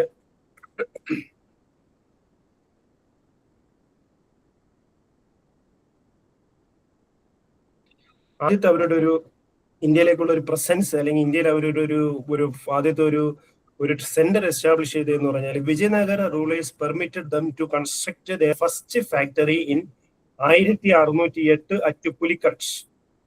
പുലിക്കട്ടില് 1608 വിജയനഗര റൂളേഴ്സ് ആയിരുന്നു അവർക്ക് ആദ്യത്തെ ഫാക്ടറി സ്ഥാപിക്കാനുള്ള അനുമതി കൊടുത്തത്. വളരെ ഇമ്പോർട്ടന്റ് ആണ്, ഒരു മാർക്കിനൊക്കെ ചോദിക്കാൻ കൊള്ളാവുന്ന ക്വസ്റ്റ്യൻ ആണ്. ഒരു 1608 ഡച്ച് ഈസ്റ്റ് ഇന്ത്യ കമ്പനി പുലിക്കട്ടിൽ അവരുടെ ആദ്യത്തെ ഫാക്ടറി എസ്റ്റാബ്ലിഷ് ചെയ്തു. ഓക്കെ, പുലിക്കട്ട് എന്ന് പറയുന്നത് എന്റെ ഓർമ്മ ശരിയാണെങ്കിൽ ഗുജറാത്തിലാണെന്നാണ് തോന്നുന്നത്, ചെക്ക് ചെയ്യാം. ഓക്കെ, സോ പിന്നീട് ഇത് കൂടാതെ മസൂലിപട്ടണം എന്ന് പറയുന്ന സ്ഥലത്തും they also establish their factory trading point. മസൂലിപട്ടണത്തും എന്താണ് അവരുടെ അടുത്ത പറയുന്ന സ്ഥലമാണ്. മസൂലിപട്ടണത്തും അവരെന്ത് ചെയ്തു, അവരുടെ ട്രേഡിംഗ് അല്ലെങ്കിൽ അവരുടെ ഫാക്ടറി എസ്റ്റാബ്ലിഷ് ചെയ്തു.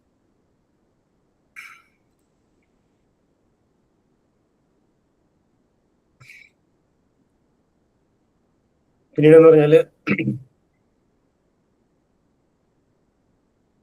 പോകെ പോകെ the Dutch East India Company they established their trading centers in all over different part in India. ഇന്ത്യയുടെ വിവിധ ഭാഗങ്ങളിൽ എന്ത് ചെയ്തു, പോകെ പോകെ അവരുടെ ട്രേഡിംഗ് സെന്റേഴ്സുകൾ അവർ എസ്റ്റാബ്ലിഷ് ചെയ്തു എന്ന് പറയുന്നു.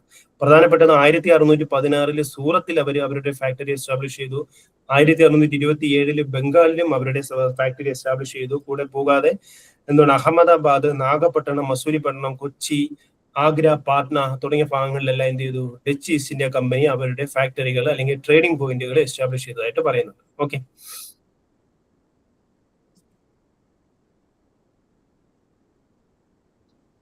പിന്നീട് വരുമ്പോഴത്തേക്കും പറഞ്ഞാൽ 1661 അടുത്ത ഡെവലപ്മെന്റ് ഉണ്ടാവുന്നത്. 1661 the entire Malabar region was under the control of the Dutch East India company from the Portuguese. 1661 ആയപ്പോഴത്തേക്കും പോർച്ചുഗീസുകാരുടെ കൈകളിൽ നിന്നും കംപ്ലീറ്റ് മലബാർ റീജിയൻ, മലബാർ പ്രദേശവും അവരുടെ കൈകളിലായി ചേർന്നു, ഡച്ച് ഈസ്റ്റ് ഇന്ത്യ കമ്പനിയുടെ കൈകളിലേക്ക് വന്നു ചേർത്തതായിട്ട് പറയുന്നുണ്ട്. ഓക്കെ, പിന്നീട് എന്ന് പറഞ്ഞാൽ മറ്റൊരു പോയിന്റ് എന്ന് പറഞ്ഞാൽ സാമൂതിരി ഇവരെ വലിയ രീതിയിൽ എൻകറേജ് ചെയ്തിരുന്നു. ആരെയാണ്? ഈ ഡച്ച് ഈസ്റ്റ് ഇന്ത്യ കമ്പനിയെ സാമൂതിരി വലിയ രീതിയിൽ എൻകറേജ് ചെയ്തിരുന്നു. And the Samoothiri permitted the British to build a factory in 1664. ബ്രിട്ടീഷുകാർക്ക് ഒരു ഫാക്ടറി കൊടുത്തതിന്റെ പോയിന്റ് അവിടെ കിടപ്പുണ്ട്. പക്ഷേ ഈ പറഞ്ഞ ഡച്ചുകാരെ സാമൂതിരി എൻകറേജ് ചെയ്തത് വേറൊന്നും കൊണ്ടല്ല, ഈ പറഞ്ഞ പോർച്ചുഗീസുകാര് സാമൂതിരിക്ക് ഒരു തലവേദനയായിട്ട് വന്നപ്പോൾ പോർച്ചുഗീസുകാർക്കെതിരെ ഉപയോഗിക്കാനുള്ള ഒരു ആയുധമായിട്ട് സാമൂതിരി ആരോപിച്ചു, ഡച്ചുകാർ ഉപയോഗിച്ചു. സോ ഡച്ചുകാരെ വലിയ രീതിയിൽ സാമൂതിരി എൻകറേജ് ചെയ്തിരുന്നു. അപ്പോൾ ഈ ഡച്ചുകാരും പോർച്ചുഗീസുകാരും തമ്മിലുള്ള ആ ഒരു കോൺഫ്ലിക്റ്റ് അല്ലെങ്കിൽ അവർ തമ്മിലുള്ള ഒരു എന്താണ്, ഈ ശത്രുവിന്റെ ശത്രു മിത്രം എന്ന് പറയത്തില്ല, ആ രീതിയിലേക്ക് ആര് എൻകറേജ് ചെയ്തിരുന്നു? ഈ പറഞ്ഞ സാമൂതിരി ഡച്ചുകാരെ എൻകറേജ് ചെയ്തതായിട്ട് പറയുന്നുണ്ട്. പിന്നീട് പറഞ്ഞാൽ വളരെ വലിയൊരു ഇമ്പോർട്ടന്റ് ആയിട്ടുള്ള പോയിന്റ് ആണ് 1693 ദേ ക്യാപ്ചർ പോണ്ടിച്ചേരി പിടിച്ചെടുത്തു. 1693 ആ ഒരു പോയിന്റ് അണ്ടർലൈൻ ചെയ്യണം. കാരണം എന്ന് വെച്ചാൽ അവരുടെ ഒരു വികസനത്തിന്റെ മറ്റൊരു ഭാഗമായിരുന്നു, അവരുടെ എക്സ്പാൻഷന്റെ ഒരു മാർക്കിംഗ് പോയിന്റ് ആയിട്ടായിരുന്നു 1693 എന്ത് ചെയ്യുന്നത്,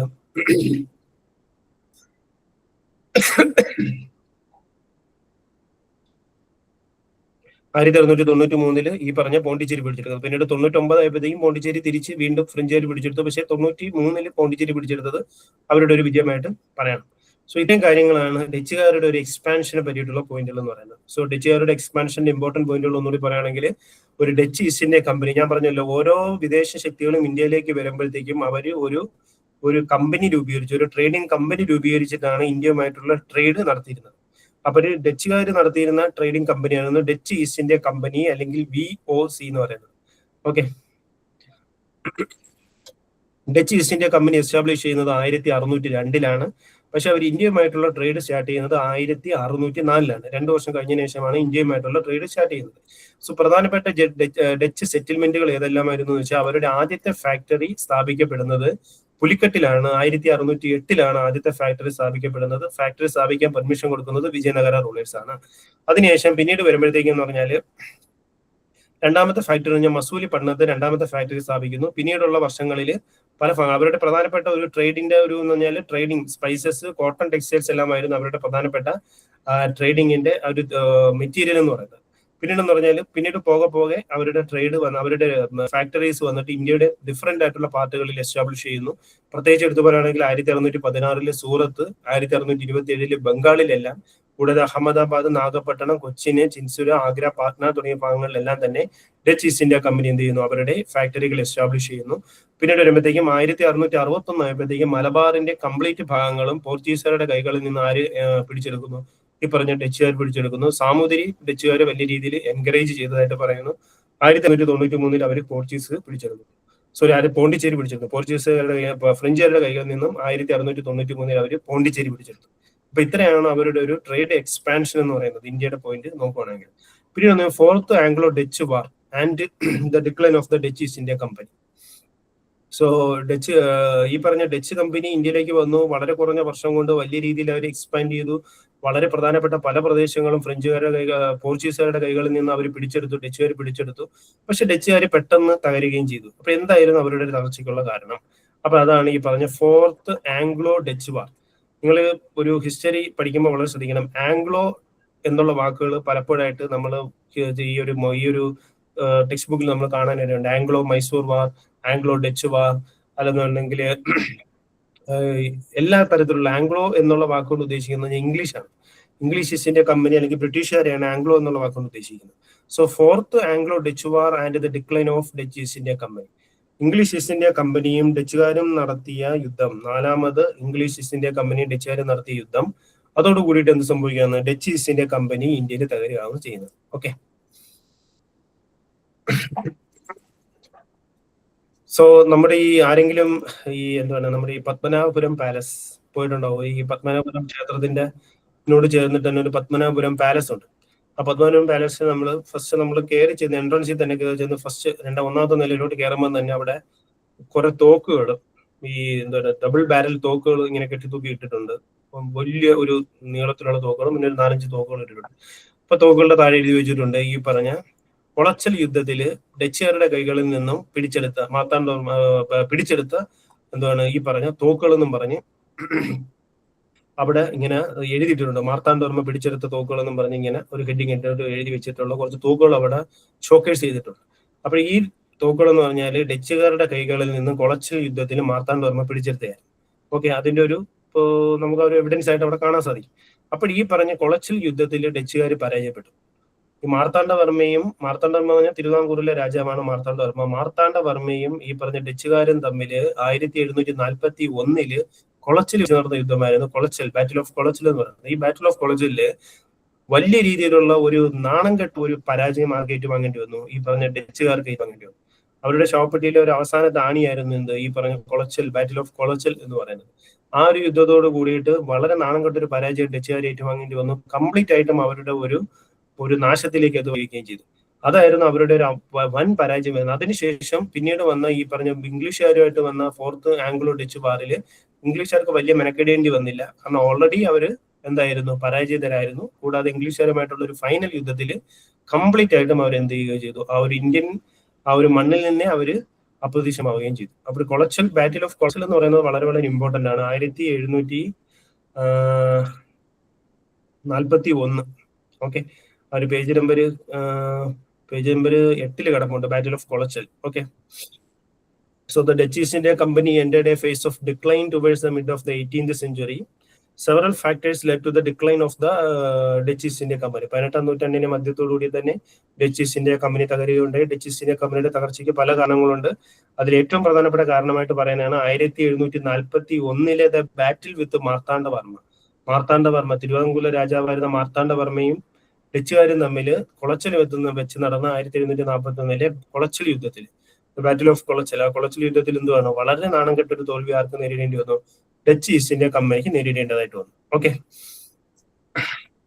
അതിനുശേഷം ഫോർത്ത് ആംഗ്ലോ ഡച്ച് വാർ 1780, 1784. അതിനുശേഷം ഈ പറഞ്ഞ 80-84 ഇംഗ്ലീഷുകാരുമായിട്ടുണ്ടായ ഡച്ച് ആംഗ്ലോ വാറിൽ അതിൽ കംപ്ലീറ്റ് ആയിട്ടും ആ ഒരു ഇംഗ്ലീഷുകാരും ഡച്ചുകാരും തമ്മിലുണ്ടായ യുദ്ധത്തിൽ കംപ്ലീറ്റ് ആയിട്ട് എന്ത് ചെയ്തു, ഈ പറഞ്ഞ ഡച്ചുകാർ പരാജയം ഏറ്റുവാങ്ങുകയും ഇന്ത്യയിൽ നിന്ന് തന്നെ അവര് അപ്രത്യക്ഷമാവുകയും ചെയ്തു.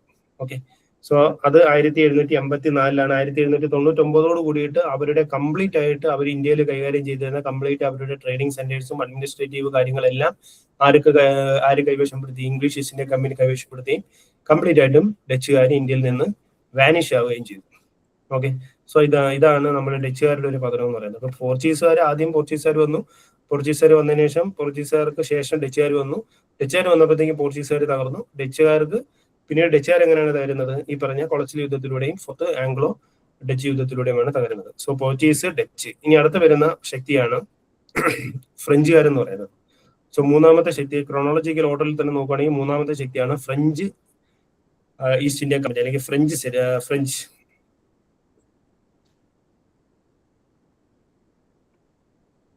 സോ ഫ്രഞ്ചുകാർ ഇന്ത്യയുമായിട്ട് പേജ് നമ്പർ 9 ഫ്രഞ്ചുകാർ ഇന്ത്യയുമായിട്ടുള്ള ട്രേഡ് റിലേഷൻഷിപ്പ് സ്റ്റാർട്ട് ചെയ്യുന്നത് 1527 So the French began their economic activities through the French East India Company founded in 1664. 1664 സ്ഥാപിക്കപ്പെട്ട French East India company. French East India company ഞാൻ ഓൾറെഡി പറഞ്ഞു കഴിഞ്ഞാൽ ഓരോ യൂറോപ്യൻ ശക്തികളും ഇന്ത്യയിലേക്ക് വരുമ്പോൾ ഓരോ കമ്പനികൾ സ്ഥാപിച്ചിട്ടാണ് അവർ ഇന്ത്യയുമായിട്ട് ട്രേഡ് റിലേഷൻഷിപ്പ് ഏർപ്പെടുന്നത്. സോ ഫ്രഞ്ചുകാർ സ്ഥാപിച്ച ഫ്രഞ്ച് ഈസ്റ്റ് ഇന്ത്യ കമ്പനി 1664 അതോടുകൂടിയിട്ടാണ് അവരുടെ എന്ത് ചെയ്യുന്നത്, അവരുടെ ആ ഒരു ട്രേഡ് റിലേഷൻഷിപ്പ് വേറെ ആ ഒരു ഒഫീഷ്യൽ രീതിയിലേക്ക് മാറുന്നത്. ഇതിനു മുമ്പ് 1527 ഇവർക്ക് ഇന്ത്യയുമായിട്ട് ഒരു ട്രേഡ് റിലേഷൻഷിപ്പ് സ്റ്റാർട്ട് ചെയ്തിരുന്നു. പക്ഷെ അതൊരു വ്യാപ്തി കൂടുന്നത് എങ്ങനെയാണ്, 1664 ഫ്രഞ്ച് ഈസ്റ്റ് ഇന്ത്യ കമ്പനി രൂപീകരിക്കുന്നത് കൂടിയിട്ടാണ്. ഓക്കെ,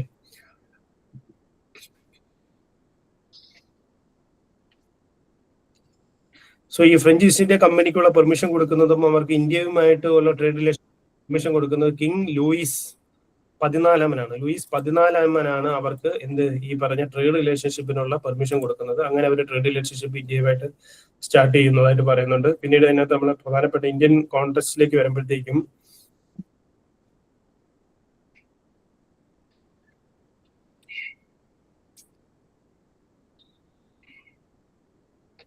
നമ്മൾ ഓൾറെഡി നേരത്തെ പറഞ്ഞിട്ടുണ്ടായിരുന്നു, നമ്മുടെ ഡച്ചുകാരുടെ കാര്യം പറഞ്ഞപ്പോഴത്തേക്ക് പറഞ്ഞിട്ടുണ്ടായിരുന്നു. ഫ്രഞ്ചുകാരിൽ നിന്ന് 1693 ഡച്ചുകാർ പിടിച്ചെടുത്തു, പോണ്ടിച്ചേരി പിടിച്ചെടുത്തെന്ന് പറഞ്ഞു. പോണ്ടിച്ചേരി ഇവരുടെ വലിയൊരു പാർട്ടായിരുന്നു. പിന്നീട് 1699 പോണ്ടിച്ചേരി തിരിച്ച് ഫ്രഞ്ചുകാരി പിടിച്ചെടുക്കുന്ന ഒരു അവസ്ഥയാണ്. സോ പോണ്ടിച്ചേരി എന്ന് പറയുന്നത് ഇവരുടെ വലിയൊരു ട്രേഡിംഗ് ഒരു സെന്റർ ആയിരുന്നു. ഓക്കെ, സോ ഇതിനകത്തുള്ള പ്രധാനപ്പെട്ട പോയിന്റുകൾ പറയുകയാണെന്നുണ്ടെങ്കിൽ പറയാം. ഇപ്പൊ 1 മണിക്കൂർ കഴിഞ്ഞ ക്ലാസ് കഴിഞ്ഞിട്ട് ഇപ്പോഴും ആൾക്കാർ ജോയിൻ ചെയ്തോണ്ടിരിക്കുകയാണ്. ഓക്കെ, സോ ഇതിനകത്തൊരു പോയിന്റ് പേജ് നമ്പർ 9 കിടക്കുന്ന ഒരു വാല്യൂ പോയിന്റ് ഉണ്ട്. 1666 സെപ്റ്റംബർ 4 മുഗൾ രാജാവായിരുന്ന Aurangzeb granted a farman to Barber a French agent in India. 1666 Aurangzeb, ഈ ഫർമാൻ എന്ന് പറഞ്ഞാൽ റോയൽ ഓർഡർ ആണ്, ഒരു രാജകീയമായിട്ടുള്ള ഉത്തരവാണ്. അവർക്കൊരു ഫാക്ടറി സ്ഥാപിക്കാനുള്ള അവകാശം 1664 മുഗൾ രാജാവായിരുന്ന ഔറംഗസേബ് ഈ പറഞ്ഞ ഫ്രഞ്ച് ഏജന്റിന് കൊടുക്കുകയാണ്. ഓക്കെ, പിന്നീടെന്ന് പറഞ്ഞാൽ 1668 ഡിസംബറിൽ Surat witness the establishment of first French factory in India. So സൂറത്തിലാണ് ഈ ഫ്രഞ്ചുകാര് അവരുടെ ആദ്യത്തെ ഫാക്ടറി സ്ഥാപിക്കുന്നത് 1668.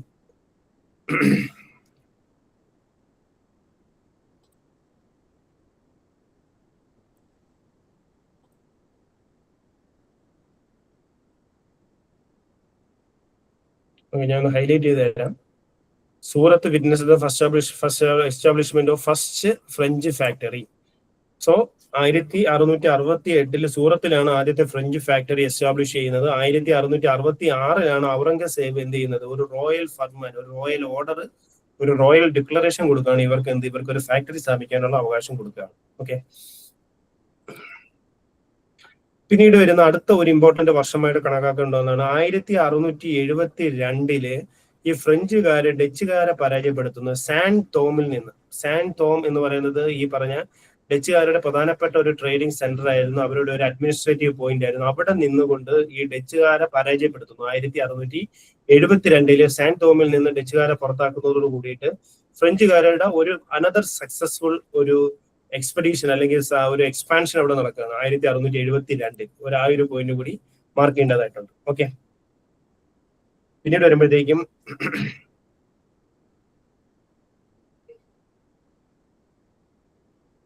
പിന്നീട് പോണ്ടിച്ചേരിയുടെ കാര്യം ഓൾറെഡി പറഞ്ഞായിരുന്നു. 1693-99 എന്നുള്ള കാര്യം. എന്നാൽ ആ പോയിന്റ് ഇവിടെ വീണ്ടും റിപ്പീറ്റ് ചെയ്തിരുന്നുണ്ട്.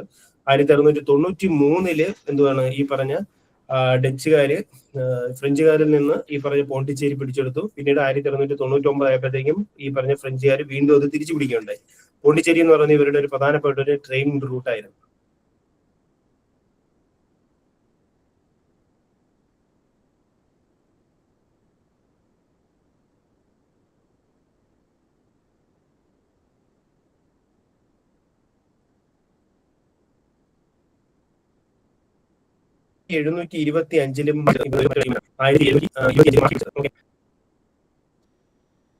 മറ്റൊരു ഡെവലപ്മെന്റ് ആയിട്ട് കണക്കാക്കുന്നു. പിന്നീടെന്ന് പറഞ്ഞാല് ഇവരൊരു ട്രേഡിംഗ് റൂട്ട്, അവരുടെ ട്രേഡിംഗ് സെന്റർ ആയിരുന്നു പോണ്ടിച്ചേരി എന്ന് ഓൾറെഡി പറഞ്ഞല്ലോ. അപ്പൊ ഇത്രയുമാണ് ഇവരുടെ ഒരു ഇന്ത്യയിലുള്ള ഈ പ്രധാനപ്പെട്ട ഫ്രഞ്ചുകാരുടെ ഒരു എക്സ്പാൻഷൻ എന്ന് പറയുന്നത്.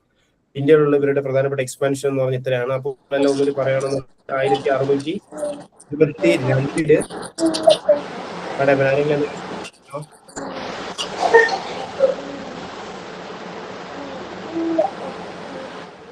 സംശയം എന്തെങ്കിലും പറയാനോ? ഒരു ഡിസ്റ്റർബൻസ് എന്താ പറ്റി?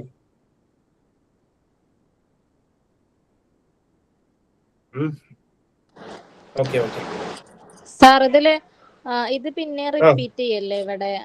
നമ്മളിവിടെ പറഞ്ഞു ആദ്യം ഫ്രഞ്ചുകാരടുത്ത് കയ്യിൽ നിന്ന് പോണ്ടിച്ചേരി പിടിച്ചെടുത്തു 1993-ല്. പിന്നീട് 1999 വീണ്ടും തിരിച്ചു 99-ല് വീണ്ടും ഇവര് തന്നെ റീക്യാപ്ചർ ചെയ്തു. അതെ അതെ. അപ്പൊ ഇത് നേരത്തെ പറഞ്ഞ പോയിന്റ് ആണ് നമ്മള് പറഞ്ഞല്ലോ. ആ ഡച്ചുകാരുടെ പറഞ്ഞപ്പോ ആ പോയിന്റ്, ഡച്ചുകാരുടെ ഒരു അച്ചീവ്മെന്റ് ആയിരുന്നു എന്ത് പിടിച്ചെടുക്കുന്നത്, ഈ പോണ്ടിച്ചേരി പിടിച്ചെടുത്തത്. പോണ്ടിച്ചേരി അപ്പൊ ഇവരുടെ മെയിൻ ഒരു ട്രേഡിംഗ് സെന്റർ ആണ്. ട്രേഡിംഗ് സെന്റർ ആയിരുന്നു. അത് ഈ പറഞ്ഞവര് പിടിച്ചെടുത്തു, ഫ്രഞ്ചുകാർ പിടിച്ചെടുത്തു, പിന്നീട് അത് റീക്യാപ്ചർ ചെയ്തു, വീണ്ടും അത് തിരിച്ചു പിടിക്കുന്ന. സോ ആ പറഞ്ഞ പോയിന്റുകളെല്ലാം ഒന്നും കൂടി ഒന്ന് റിപ്പീറ്റ് ചെയ്യാം. പ്രധാനപ്പെട്ട അവരുടെ ഒരു ഡെവലപ്മെന്റ്. അപ്പോൾ ആദ്യത്തെ ഒരു ഫാക്ടറി സ്ഥാപിക്കപ്പെടുന്നത് സൂറത്തിലാണെന്ന് പറഞ്ഞു.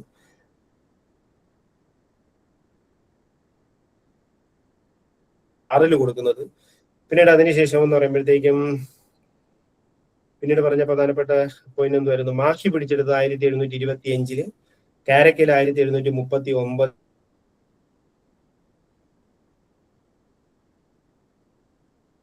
പിന്നെ പോണ്ടിച്ചേരി അവരുടെ പിന്നീട് 1999 ആയപ്പോഴത്തേക്കും അത് റീക്യാപ്ചർ ചെയ്യും. ഓക്കെ, സോ ഇത്തരം കാര്യങ്ങൾ അവരുടെ ഒരു എക്സ്പാൻഷൻ ആണ്, അവരുടെ ഒരു ട്രേഡിംഗ് എക്സ്പാൻഷൻ ആയിട്ട് നമുക്ക് പറയാൻ പറ്റും. പിന്നീട് എന്ന് പറഞ്ഞാൽ ഈ പറഞ്ഞ സെക്കൻഡ് ലാസ്റ്റ് ആയിട്ടുള്ള ഇപ്പൊ പോർച്ചുഗീസുകാർ പറഞ്ഞു, പിന്നെ അതിനുശേഷം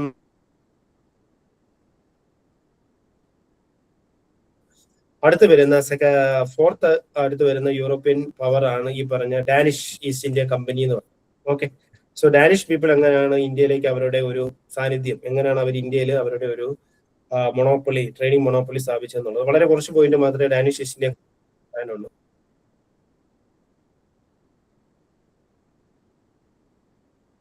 സെക്കൻഡ്.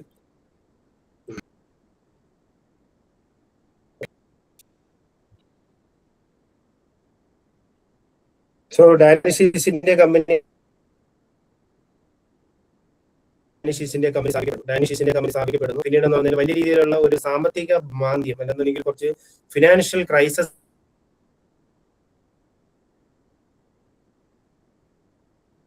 കാരണം ഈ പറഞ്ഞ സ്റ്റോപ്പ് ചെയ്യും. രണ്ടാമത് വീണ്ടും അതൊരു സെക്കൻഡ് സ്റ്റേജിലേക്കാണ് വീണ്ടും ഒരു ഡാനിഷ് കമ്പനി. സെക്കൻഡ് സ്റ്റേജിൽ വീണ്ടും അത് എന്താണ് വീണ്ടും രൂപപ്പെടുകയാണ്, വീണ്ടും അത് സ്ഥാപിക്കപ്പെടുകയാണ്. ആ ഒരു സെക്കൻഡ് സ്റ്റേജിലാണ് ഇന്ത്യയുമായിട്ട് അവർക്കൊരു ട്രേഡ് റിലേഷൻഷിപ്പ്, കുറച്ചും കൂടി എന്തായാലും ആഴത്തിൽ ഒരു ട്രേഡ് റിലേഷൻഷിപ്പ് ഇന്ത്യയുമായിട്ട് ഉണ്ടായത്, അല്ലെങ്കിൽ ഇന്ത്യയിൽ കുറച്ച് ട്രേഡിലേക്ക് എന്തെങ്കിലും അവർക്ക് നേടാൻ സാധിച്ചത്. ആദ്യ കാലഘട്ടത്തിൽ സ്ഥാപിക്കപ്പെട്ട ഈ പറഞ്ഞ ഡാനിഷ് ഈസ്റ്റ് ഇന്ത്യ കമ്പനിക്ക് എന്താണ് വലിയ രീതിയിലുള്ള നേട്ടങ്ങൾ നേടാൻ കഴിഞ്ഞിരുന്നില്ല. ഓക്കെ,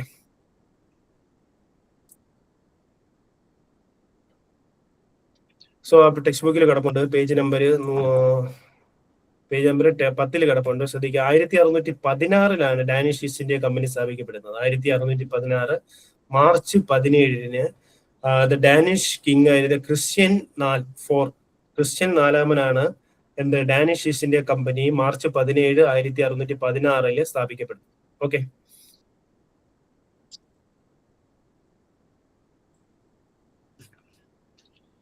പിന്നീടെന്ന് പറഞ്ഞാൽ അവരുടെ ആദ്യത്തെ ഫാക്ടറി സ്ഥാപിക്കപ്പെടുന്ന പ്രദേശം കിടപ്പുണ്ട്, മസൂലിപട്ടണം. നമ്മൾ ഒരുപാട് 1-2 ഇതിൽ നമ്മൾ മസൂലിപട്ടണം എന്നുള്ള പ്രദേശം ആ ഒരു പേര് നമ്മൾ പറഞ്ഞു. ഫ്രഞ്ച് ഈസ്റ്റ് ഇന്ത്യ കമ്പനിയുടെ കാര്യത്തിൽ പറഞ്ഞു, ഇപ്പൊ ഡാനിഷുകാരുടെ പേരിൽ പറയുന്നുണ്ട്. അപ്പൊ പേര്, ആ ഒരു സ്ഥലപ്പേര് വളരെ ശ്രദ്ധിച്ചു തന്നെ ഇരിക്കുക. ഓക്കെ, സോ ഇത് കഴിഞ്ഞതിന് ശേഷം യൂറോപ്പില് അവർക്കെന്ന് പറഞ്ഞാൽ ഒരു 30 years വാർ അവർക്ക് നേരിടേണ്ടതായിട്ട് വന്നു. യൂറോപ്യൻ പശ്ചാത്തലത്തിൽ സ്വാഭാവികമായിട്ടും ഈ ഒരു 30 years വാർ അവരെ വല്ലാത്ത രീതിയിലുള്ള ഒരു ഫിനാൻഷ്യൽ ക്രൈസിസിലേക്ക് കൊണ്ടെത്തിക്കുകയും അതോട് കൂടിയിട്ട് എന്താണ് അവരുടെ ഈ പറഞ്ഞ ട്രേഡിങ്ങിന്റെ ഒരു ഇൻട്രസ്റ്റ് തകരുകയും ചെയ്തു. അതിനുശേഷം 1696-ൽ ഞാൻ നേരത്തെ പറഞ്ഞതുപോലെ second Danish East India company establish ചെയ്യാണ്. അപ്പോൾ ആദ്യം ഒരു ഡാനിഷ് ഈസ്റ്റ് ഇന്ത്യ കമ്പനി വന്നു, അവർ ഇന്ത്യയിൽ ഒരു ഫാക്ടറി സ്ഥാപിക്കപ്പെടുന്നു. പക്ഷേ ആ ഒരു കാലഘട്ടത്തിൽ യൂറോപ്യൻ പശ്ചാത്തലത്തിൽ ഒരു 30 years വാർ നടക്കുകയും ആ വാറിന്റെ ഫലമായിട്ട് ഇവർക്ക് വലിയ രീതിയിലുള്ള ഫിനാൻഷ്യൽ ഒരു ക്രൈസിസ് നേരിടേണ്ടി വന്നു. അപ്പോൾ വലിയ രീതിയിലുള്ള ഒരു എക്സ്പാൻഷൻ ഇവർക്ക് നടന്നില്ല. അപ്പോൾ വീണ്ടും ഒരു second Danish East India company സ്ഥാപിക്കപ്പെടുകയാണ് 1696. ആ ഒരു 96 സ്ഥാപിക്കപ്പെട്ട ഈ പറഞ്ഞ ഡാനിഷ് ഈസ്റ്റ് ഇന്ത്യ കമ്പനിക്ക് എന്താണ് ഈ പറയത്തക്ക രീതിയിലുള്ള കുറച്ച് ഡെവലപ്മെന്റുകൾ ഉണ്ടായി. അവരുടെ പ്രധാനപ്പെട്ട കുറച്ച് ഭാഗങ്ങൾ എന്ന് പറയുന്നത് വെച്ച് കഴിഞ്ഞാൽ തമിഴ്നാട് മദ്രാസിന്റെ ഭാഗങ്ങളായിരുന്നു കൂടുതലും അവരുടെ ഒരു ആക്ടിവിറ്റി ട്രേഡിംഗ് പോയിന്റുകൾ ഉണ്ടായിരുന്നതായിട്ട് പറയുന്നുണ്ട്. ഓക്കെ, പിന്നീട് എന്ന് പറഞ്ഞാൽ തഞ്ചാവൂർ മദ്രാസ് ഭാഗങ്ങളിൽ വരുന്നു. പിന്നീട് ആൻഡമാൻ നിക്കോബർ ഐലൻഡുകളിൽ അവരവരുടെ ഒരു ട്രേഡിംഗ് സെന്ററുകൾ വ്യാപിപ്പിക്കുന്നു. പിന്നീട് 1755 ആയപ്പോഴത്തേക്കും എന്താണ് 1755 ആയപ്പോഴത്തേക്കും എന്താണ് ഈ ആൻഡമാൻ നിക്കോബർ ഐലൻഡിൽ അവർക്കുണ്ടായിരുന്ന ഈ ട്രേഡിംഗ് സെന്റേഴ്സ് എല്ലാം അവര് വിട്ടുപോകാൻ നിർബന്ധിതമാവുകയാണ്. പോകെ അവരെന്താണ് ഈ പറഞ്ഞ 1845 ആയപ്പോഴത്തേക്കും എന്താണ് ഇന്ത്യയിൽ ഉണ്ടായിരുന്ന അവരുടെ ട്രേഡിംഗ് സെന്റേഴ്സ് അല്ലെങ്കിൽ ട്രേഡിംഗ് അഡ്മിനിസ്ട്രേറ്റീവ് പോയിന്റുകളെല്ലാം ബ്രിട്ടീഷുകാർക്ക് ഹാൻഡ് ഓവർ ചെയ്തുകൊണ്ട് ഡാനിഷ് ഈസ്റ്റ് ഇന്ത്യ കമ്പനി ഇന്ത്യയിൽ നിന്നും അവർ പോവുകയാണ്. അപ്പോൾ ഇന്ത്യയിൽ എന്ന് പറയുന്ന പറയത്തക്ക രീതിയിലുള്ള വലിയൊരു ട്രേഡിംഗ് കോൺട്രിബ്യൂഷൻ കൊടുക്കാൻ വേണ്ടിയിട്ട് ആർക്ക് സാധിച്ചില്ല എന്നാണ് പറയുന്നത്, ഡാനിഷ് പീപ്പിളിന് സാധിച്ചില്ല. എന്നാൽ യൂറോപ്പിൽ നിന്നും ഇന്ത്യയിലേക്ക് വന്ന ശക്തികളിൽ നാലാമത്തെ ഒരു ശക്തിയായിട്ട് ഡാനിഷ് ഈസ്റ്റ് ഇന്ത്യ കമ്പനി അല്ലെങ്കിൽ ഡാനിഷ് രാജ്യം ഇങ്ങനെ നിൽക്കുക. ഓക്കെ, സോ അതിന്റെ ഒരു വലിയ ഒരുപാട് നമ്മൾ പോർച്ചുഗീസുകാർ അല്ലെങ്കിൽ ഫ്രഞ്ചുകാർ ഡച്ചുകാർ പറഞ്ഞ പോലെ അത്രയും ഡീറ്റെയിൽ ആയിട്ട് പറയുന്നില്ല എന്നുണ്ടെങ്കിൽ ഈ പറഞ്ഞ പ്രധാനപ്പെട്ട ആ ഒരു പോയിന്റുകൾ മനസ്സിലാക്കി കഴിഞ്ഞാൽ ആദ്യത്തെ ഡാനിഷ് ഈസ്റ്റ് ഇന്ത്യ കമ്പനി ആര് സ്ഥാപിച്ചു, അവരെവിടെയാണ് ഇന്ത്യയിലെ ആദ്യത്തെ ഫാക്ടറി സ്ഥാപിച്ചത്. പിന്നെ അതിനുശേഷം ആ ഒരു 30 years വാറോട് കൂടിയിട്ട് ഇവരുടെ ഒരു ഫിനാൻഷ്യൽ ഒരു ഇംബാലൻസ് സംഭവിക്കുന്നത് കാരണം ഇവർക്ക് ആ ഒരു ട്രേഡ് വലിയ രീതിയിൽ എക്സ്പാൻഡ് ചെയ്യാൻ പറ്റുന്നില്ല. പിന്നെ അതിനുശേഷം 1696 രണ്ടാമത്തെ ഡാനിഷ് ഈസ്റ്റ് ഇന്ത്യ കമ്പനി സ്ഥാപിക്കുന്നു. സെക്കൻഡ് അവരെന്താണ് ഈ പറഞ്ഞ പോലെയുള്ള മദ്രാസിന്റെ പല ഭാഗങ്ങളിൽ അവർക്ക് എന്ത് ചെയ്യാൻ പറ്റുന്നു, ട്രേഡിംഗ് സെന്ററുകൾ സ്ഥാപിക്കുന്നു. ആൻഡമാൻ നിക്കോബർ ദ്വീപിലേക്ക് അവരവരുടെ ട്രേഡിംഗ് എക്സ്പാൻഡ് ചെയ്യുന്നു. പോകെ ആൻഡമാൻ നിക്കോബർ ദ്വീപിലും ഇന്ത്യയിലും ഉണ്ടായിരുന്ന ട്രേഡിംഗ് സെന്റേഴ്സുകൾ അവർക്ക് നഷ്ടപ്പെട്ട് അത് English East India company capture ചെയ്യുകയാണ് ചെയ്യുന്നത്. അതോടുകൂടിയിട്ട് എന്താണ് ഡാനിഷ് ഈസ്റ്റ് ഇന്ത്യ കമ്പനിയുടെ ഒരു ചിത്രവും അവിടെ അവസാനിക്കുകയാണ് ചെയ്യുന്നത്. സോ ഇതോടുകൂടിയിട്ട് നമ്മുടെ ഫസ്റ്റ് യൂണിറ്റ് അവസാനിക്കുകയാണ്. സോ ഫസ്റ്റ് യൂണിറ്റിൽ നമ്മൾ ഡിസ്കസ് ചെയ്ത പോയിന്റുകൾ എന്ന് പറഞ്ഞാൽ ആദ്യം പോർച്ചുഗീസുകാരുടെ ഒരു വരവ്, പോർച്ചുഗീസുകാരുടെ റിലീജിയസ് പോളിസി, അവരുടെ ഒരു ഇന്ത്യയിലുള്ള അവരുടെ ഒരു ട്രേഡിംഗ് എക്സ്പാൻഷൻ, പിന്നീട് ഈ പറഞ്ഞ പോലെ ഫ്രഞ്ചുകാരുടെ ഒരു റിലീജിയസ് അവരുടെ ഒരു ട്രേഡിംഗ് എക്സ്പാൻഷൻ ഇന്ത്യയിൽ എങ്ങനെയായിരുന്നു എന്ന് പറഞ്ഞു. അതിനുശേഷം വരുന്നതാണ് ഈ പറഞ്ഞ ഡച്ചുകാർക്ക് ശേഷം വരുന്നത് ഡാനിഷ്. ഇതിനകത്ത് പ്രധാനപ്പെട്ട നിങ്ങൾ ഓർക്കേണ്ട കാര്യം എന്ന് വെച്ചാൽ ബാറ്റിൽ ഓഫ് കൊളച്ചൽ, പിന്നീട് ഈ പറഞ്ഞ കാർട്ട സിസ്റ്റം, പിന്നെ പോർച്ചുഗീസുകാരുടെ റിലീജിയസ് പോളിസി, അതെല്ലാം ഇമ്പോർട്ടന്റ് ആണ്. അതൊക്കെ പലപ്പോഴും ആവർത്തിച്ച് കാണുന്ന ക്വസ്റ്റ്യൻസ് ആണ് ഈ പറഞ്ഞ കാർട്ടർ സിസ്റ്റം, കൊളച്ചൽ വാറും എല്ലാ കാര്യങ്ങളും. ഓക്കെ, സോ പിന്നെ ഇത് നമ്മൾ ഈ ആദ്യം പറഞ്ഞ പോർച്ചുഗീസുകാരുടെ കാര്യം പറയുമ്പോഴത്തേക്കും ആദ്യത്തെ വൈസ്രോയി ആരായിരുന്നു, സെക്കൻഡ് വൈസ്രോയി ആരായിരുന്നു, ആ പറഞ്ഞ കാര്യങ്ങൾ അതെല്ലാം എന്താണ് 1 മാർക്കിന് വരെ ചോദിക്കാൻ കൊള്ളുന്ന ക്വസ്റ്റ്യൻ. അപ്പോൾ ഈ പറഞ്ഞ പോയിന്റുകളെല്ലാം മിസ് ചെയ്യാതെ വായിക്കാന്നുള്ളതേ ഉള്ളൂ. ഓക്കെ, സോ ഫസ്റ്റ് ഒരു ചാപ്റ്റർ കഴിഞ്ഞു. ഇതിനകത്ത് നമ്മൾ ഈ കിടക്കുന്ന ഈ പറഞ്ഞ ഒബ്ജക്റ്റീവ് ടൈപ്പ് ക്വസ്റ്റ്യൻസ് എല്ലാം ഒന്ന് വർക്ക്ഔട്ട് ചെയ്യാം. 15 ഒബ്ജക്റ്റീവ് ടൈപ്പ് ക്വസ്റ്റ്യൻസ് കൊടുത്തിട്ടുണ്ട്. ആ ക്വസ്റ്റ്യൻസ് എല്ലാം ഒന്ന് വർക്ക്ഔട്ട് ചെയ്യാം. അതിനകത്തൊന്നും നിങ്ങൾക്ക് എന്ത് ചെയ്യാം, പോയിന്റുകൾ നിങ്ങൾക്ക് കിട്ടും. പിന്നീട് അതിനുശേഷം ഈ അസൈൻമെന്റ് ക്വസ്റ്റ്യൻ ആയിട്ട് കിടക്കുന്ന ക്വസ്റ്റ്യൻസ് എല്ലാം അതും ഒന്ന് വർക്ക്ഔട്ട് ചെയ്യാം. 10 മാർക്കിന്റെ എസ്ഐക്കൊക്കെ നിങ്ങൾക്ക് ചോദിക്കാൻ കൊള്ളാവുന്ന ക്വസ്റ്റ്യൻസ് ആണ് ഈ അസൈൻമെന്റ് ക്വസ്റ്റ്യൻസ് ആയിട്ട് കൊടുത്തേക്കുന്നത്. അപ്പോൾ ആ ഒരു രൂപത്തിൽ 10 മാർക്കിന്റെ എസ്ഐ ക്വസ്റ്റ്യൻ ആയിട്ടും പ്രതീക്ഷിക്കുക, അല്ലെങ്കിൽ 5 മാർക്കിന്റെ ക്വസ്റ്റ്യൻ ആയിട്ട് അത് പ്രതീക്ഷിക്കാവുന്നതാണ്. സോ ഇനി അരമണിക്കൂറുണ്ട്. അതിനുള്ളിൽ നമുക്ക് ഈ ഒരു British East India company and early settlement. So നമ്മളുടെ യൂറോപ്യൻ ശക്തികളുടെ കാര്യം പറയുകയാണെന്നുണ്ടെങ്കിൽ ഈ പറഞ്ഞ പോർച്ചുഗീസുകാർ, ഫ്രഞ്ചുകാർ, ഡച്ചുകാർ, ഡാനിഷുകാർ ഇവരെല്ലാം ഇന്ത്യയിൽ വന്നിട്ട് അവരവരുടെ ഒരു ട്രേഡിംഗ് സെന്ററുകൾ സ്ഥാപിച്ചു. പലരും പരാജയപ്പെട്ടു, ചിലവർ സർവൈവ് ചെയ്തു, പിന്നീട് അവരും പരാജയപ്പെടുന്ന ഒരു സാഹചര്യം എല്ലാം ഉണ്ടായി. സോ ഞാൻ ഓൾറെഡി പറഞ്ഞു കഴിഞ്ഞു, ഇന്ത്യയിൽ വന്ന യൂറോപ്യൻ ശക്തികളിൽ ഇന്ത്യയിൽ വന്നിട്ട് ഒരു സർവൈവ് ചെയ്തത് അല്ലെങ്കിൽ അവരുടേതായിട്ടുള്ള ഒരു ട്രേഡിംഗ് മൊണോപ്പൊളി എസ്റ്റാബ്ലിഷ് ചെയ്തത് ഇംഗ്ലീഷ് ഈസ്റ്റ് ഇന്ത്യ കമ്പനിയായിരുന്നു. Okay, so English East India company എങ്ങനെയാണ് ഇംഗ്ലീഷ് ഈസ്റ്റ് ഇന്ത്യ കമ്പനി ഇന്ത്യയിൽ വന്നത്, ഇന്ത്യയിൽ അവരുടെ ഒരു ട്രേഡിംഗ് അഡ്രസ് അല്ലെങ്കിൽ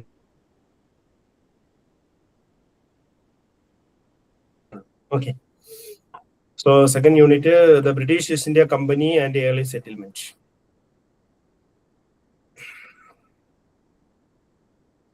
സോ അതിൽ ആദ്യം തന്നെ കിടപ്പുണ്ട് the establishment of British East India company.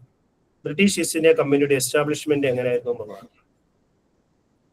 So 1599 ബ്രിട്ടീഷുകാരുടെ group of British merchants, the merchants of adventures, formed an English company as A joint stock company.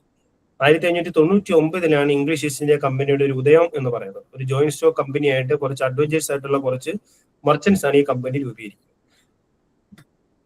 1600 Queen എലിസബത്തിന്റെ കൈകളിൽ നിന്ന് ഇവർക്ക് ഒരു ചാർട്ടർ കിട്ടുകയാണ്. ഈ ചാർട്ടർ എന്നുള്ള പദം എന്താണെന്ന് വെച്ച് കഴിഞ്ഞാൽ ഉണ്ടല്ലോ, ഒരു ബ്രിട്ടീഷുകാർക്ക് കൊടുക്കുന്ന, ബ്രിട്ടീഷ് റോയൽ അതോറിറ്റി കൊടുക്കുന്ന ഒരു പെർമിഷൻ, അതാണ് ചാർട്ടർ എന്നുള്ളത് ഉദ്ദേശിക്കുന്നത്. അവകാശ പത്രിക എന്നൊക്കെ പറയുന്ന പോലെ അങ്ങനെ ഒരു ചാർട്ടർ ആര് കൊടുക്കുകയാണ്? ഈ ക്വീൻ എലിസബത്ത് കൊടുക്കുകയാണ്. ഈ ചാർട്ടറോട് കൂടിയിട്ട് എന്താണ് ഈ ചാർട്ടർ കൊടുക്കുക എന്ന് വെച്ച് കഴിഞ്ഞാൽ വേറെ ഒന്നുമല്ല, ഈസ്റ്റേൺ കൺട്രികളിൽ ട്രേഡ് നടത്താനുള്ള അവകാശം. ഓക്കെ, ഈസ്റ്റേൺ കൺട്രികളിൽ ട്രേഡ് നടത്താനുള്ള പൂർണ്ണമായിട്ടുള്ള സ്വാതന്ത്ര്യം, അവകാശം ഈ പറഞ്ഞ ജോയിന്റ് സ്റ്റോക്ക് കമ്പനിക്ക് 1600 ക്വീൻ എലിസബത്ത് കൊടുക്കുകയാണ് ചെയ്യുന്നത്. ഓക്കെ, പിന്നീട് 1608 വീണ്ടും ഒരു വർഷം വരികയാണ്. 1608 William Hawkins, a representative of the British East India Company, send the court to the Mughal emperor Jahangir to get sanction to build a factory at Surat. So സൂറത്തിൽ ഒരു ഫാക്ടറി സ്ഥാപിക്കുന്നതിന് വേണ്ടിയിട്ട് ജഹാംഗീർ, മുഗൾ രാജാവായ ജഹാംഗീറിന്റെ കൊട്ടാരത്തിലേക്ക് ഒരു പെർമിഷന് വേണ്ടിയിട്ട് ഒരു ദൂതനെ അയക്കുകയാണ് ചെയ്യുന്നത്. സ്വാഭാവികമായിട്ട് എന്ത് ചെയ്തു? The emperor gave a royal farman. So നമ്മൾ ഓൾറെഡി നേരത്തെ FIR എന്നും പറഞ്ഞു കിടന്നു, ഇതിനകത്ത് FAR എന്നും പറഞ്ഞു കിടന്നു. ഓക്കെ, സോ ഫർമാൻ എന്ന് പറഞ്ഞാൽ എന്താണെന്ന് പറഞ്ഞാൽ റോയൽ ഓർഡർ ആണ്. ഞാൻ പറഞ്ഞ ഒരു രാജകീയമായിട്ട് കൊടുക്കുന്ന ഒരു വിളംബരം അല്ലെങ്കിൽ ഒരു അവകാശ പത്രികയാണ്. സോ ഈ റോയൽ ഫർമാൻ കൊടുക്കുകയാണ്, permit the British to open a factory at western cost.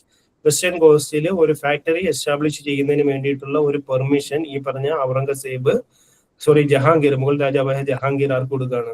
ഈ പറഞ്ഞ ഇംഗ്ലീഷ് ഈസ്റ്റ് ഇന്ത്യ കമ്പനിക്ക് കൊടുക്കുകയാണ്. അതോട് കൂടിയിട്ട് അവരുടെ ഒരു ഫസ്റ്റ് ചിത്രം, അവരുടെ ഇൻട്രൊഡക്ഷൻ പാർട്ട് കഴിഞ്ഞു. സോ ഇംഗ്ലീഷ് ഈസ്റ്റ് ഇന്ത്യ കമ്പനിയുടെ എസ്റ്റാബ്ലിഷ്മെന്റ് 1599 ഒരു ഗ്രൂപ്പ് ഓഫ് മർച്ചന്റ്സ് ചേർന്ന് ഒരു ജോയിന്റ് സ്റ്റോക്ക് കമ്പനിയായിട്ട് തുടങ്ങുന്നു. 1600 ക്വീൻ എലിസബത്ത് അവർക്ക് ഈസ്റ്റേൺ ഭാഗങ്ങളിൽ ട്രേഡ് നടത്താനുള്ള ഒരു പെർമിഷൻ കൊടുക്കുന്നു.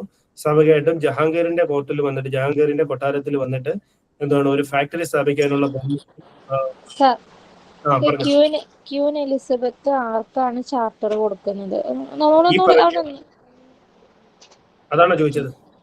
ക്വീൻ എലിസബത്ത് ചാർട്ടർ കൊടുത്തത് ഈ പറഞ്ഞ ജോയിന്റ് സ്റ്റോക്ക് കമ്പനിക്കാണ്, അതായത് ഈ പറഞ്ഞ ഇംഗ്ലീഷ് ഈസ്റ്റ് ഇന്ത്യ കമ്പനിക്കാണ് അതിനുള്ള അവകാശം കൊടുത്തത്. മനസ്സിലായോ? 1599 ഈ ഒരു ജോയിന്റ് സ്റ്റോക്ക് കമ്പനിയായിട്ട് English East India company establish ചെയ്യുന്നു.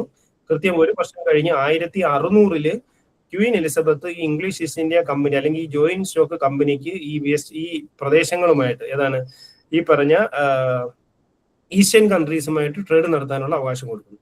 ഈസ്റ്റ് ഇന്ത്യ കമ്പനിക്കാണ് കൊടുത്തത്. Okay, 1 second. സോ അങ്ങനെ ജഹാംഗീർ എന്തുവാണ്, ഒരു ഫാക്ടറി സ്ഥാപിക്കാനുള്ള അവകാശം, സൂറത്തിൽ ഒരു വെസ്റ്റേൺ കോസ്റ്റിൽ ഒരു ഫാക്ടറി സ്ഥാപിക്കാനുള്ള അവകാശം ജഹാംഗീർ ഇവർക്ക് കൊടുക്കുകയാണ് ചെയ്യുന്നത്. ഓക്കെ, സോ അങ്ങനെ Surat East India company establish their first factory at Surat. അവരുടെ ഒരു ഫസ്റ്റ് ഫാക്ടറി സൂറത്തിൽ സ്ഥാപിക്കുന്നു. 1687 വരെ അതായിരുന്നു അവരുടെ ഒരു ട്രേഡിംഗ് സെന്റർ എന്ന് പറയുന്നത്. ഈ സൂറത്തിൽ സ്ഥാപിച്ച ഫസ്റ്റ് ഫാക്ടറി ആയിരുന്നു. ഈ സൂറത്ത് എന്ന് പറയുന്നത് വളരെ ഒരു ട്രേഡിംഗ് പോയിന്റ് തന്നെയായിരുന്നു ആ ഒരു കാലഘട്ടം. അതുകൊണ്ടാണ് നമ്മൾ ഈ സൂറത്ത് എന്ന് പറയുന്നത് ഒരുപാട് തവണ കേട്ടായിരുന്നത്. ഓക്കെ, പിന്നീട് 1623 ആയപ്പോഴത്തേക്കും, ഒരു 5-8 കൊല്ലം കഴിഞ്ഞപ്പോഴത്തേക്കും പിന്നീട് അവർ സൂറത്ത്, ആഗ്ര, അഹമ്മദാബാദ് പല ഭാഗങ്ങളിലേക്ക്, വെസ്റ്റ് ബംഗാൾ ഭാഗങ്ങളിലേക്കെല്ലാം അവരവരുടെ ഫാക്ടറികൾ സ്ഥാപിക്കപ്പെടുകയാണ് ചെയ്യുന്നത്. അവർ എക്സ്പാൻഡ് ചെയ്യുകയാണ് ചെയ്യുന്നത്. ഓക്കെ,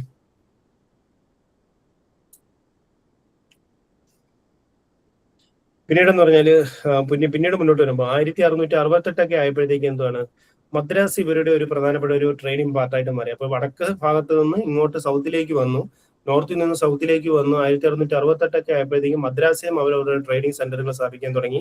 പിന്നീട് എന്ന് പറഞ്ഞാല് ഫോർട്ട് വില്യം സ്ഥാപിച്ചു. അവരുടെ ട്രേഡിംഗ് സെന്റർ ആയിട്ടുള്ള ഫോർട്ട് വില്യം കൽക്കട്ടയിൽ സ്ഥാപിച്ചു.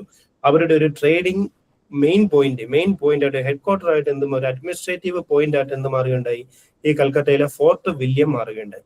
അപ്പൊ ഫോർട്ട് വില്യം സ്ഥാപിച്ചിട്ട് ഒരു ട്രേഡിംഗ് സെന്റർ ആയിരുന്നു ഫോർട്ട് വില്യം. പിന്നീട് അവരുടെ അഡ്മിനിസ്ട്രേറ്റീവ് പോയിന്റ് ആയിട്ട് ഫോർട്ട് വില്യം മാറുകയുണ്ടായി. ഓക്കെ, പിന്നീട് 1700 ആയപ്പോഴത്തേക്കും English East India Company expanded their trading activities in 3 significant factories in Madras, Bombay and Calcutta. So 1700 ആയപ്പോഴത്തേക്കും ഇന്ത്യയുടെ തന്ത്രപ്രധാന ഭാഗങ്ങളായിട്ടുള്ള ബോംബെ, മദ്രാസ്, കൽക്കട്ട എന്നിവിടങ്ങളിൽ അവര് ട്രേഡിംഗ് സെന്ററുകൾ സ്ഥാപിച്ചു. നമുക്ക് ആ ഒരു പ്രദേശം നിങ്ങളൊരു ഇന്ത്യൻ മാപ്പിൽ എടുത്ത് നോക്കുമ്പം മദ്രാസ്, ബോംബെ, കൽക്കട്ട, ഇത് മൂന്നും പറഞ്ഞാൽ ഇന്ത്യയുടെ ഓൾമോസ്റ്റ് എല്ലാ ഭാഗങ്ങളും 3 കോണും ടച്ച് ചെയ്യുന്നതാണ് ഈ 3 ഏരിയ എന്ന് പറയുന്നത്, ഈ 3 ഫാക്ടറികൾ എന്ന് പറയുന്നത്. അപ്പൊ അത് ബുദ്ധിപൂർവ്വമായിട്ടുള്ള ഒരു നീക്കമായിരുന്നു. അതായത് ഇപ്പോൾ ആദ്യം ചെയ്യുന്നവർ ഒരു നോർത്ത് മാത്രം ശ്രദ്ധിക്കുന്നു, സൗത്തിലേക്ക് വരുന്നില്ല, അല്ലെങ്കിൽ സൗത്ത് മാത്രം ശ്രദ്ധിക്കുന്നു. പക്ഷെ ഇതങ്ങനെ മദ്രാസ്, ബോംബെ, കൽക്കട്ട എന്ന് പറയുമ്പോൾ നമ്മൾ എന്താണ് ആ ഒരു ത്രികോണാകൃതിയിൽ ഇന്ത്യയുടെ ഒരു മാപ്പ് എടുത്തു കഴിഞ്ഞാൽ എല്ലാ കോണുകളും സ്പർശിക്കുന്ന രീതിയിലായിരുന്നു ഇവരുടെ ട്രെയിനിങ് സെന്ററുകൾ എന്ന് പറയുന്നത്. അത് തന്നെയായിരുന്നു ഇവരുടെ ഒരു ബുദ്ധിപരമായിട്ടുള്ള ഒരു നീക്കം. ഓക്കെ, സോ ഇത്തരം കാര്യങ്ങളാണ് establishment of British East India കമ്പനിയുടെ അവരുടെ ഒരു ഇന്ത്യയിലേക്കുള്ള അവരുടെ ഒരു വരവ്, അല്ലെങ്കിൽ ഇന്ത്യയിൽ എങ്ങനെയായിരുന്നു ഒരു തുടക്കം എന്ന് പറയുന്നത് ഇങ്ങനെയായിരുന്നു.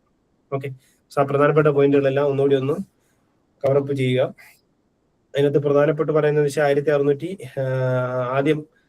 1615 ആദ്യത്തെ 15 സൂറത്തിൽ ഫാക്ടറി സ്ഥാപിക്കുന്നതായിട്ട് പറയുന്നുണ്ട്. പിന്നീടെന്ന് പറഞ്ഞാൽ ആഗ്ര, അഹമ്മദാബാദ്, വെസ്റ്റ് ബംഗാൾ എന്നുണ്ടെങ്കിൽ 1623. പിന്നീട് 1700 ആയപ്പോഴത്തേക്ക് എന്താണ് മദ്രാസ്, ബോംബെ, കൽക്കട്ട ഭാഗങ്ങളിലേക്ക് അവരുടെ പ്രധാനപ്പെട്ട ഭാഗങ്ങളിലെല്ലാം അവരെന്ത് ചെയ്തു, അവരുടെ ട്രേഡിംഗ് സെന്ററുകൾ സ്ഥാപിച്ചതായിട്ട് പറയുന്നുണ്ട്. The growth of British East India company in India. British East India കമ്പനിയുടെ ഇന്ത്യയുടെ ഗ്രോത്ത്, ഇന്ത്യയിൽ അവരെങ്ങനെയാണ് വളർന്നു വന്നത്. ഓക്കെ,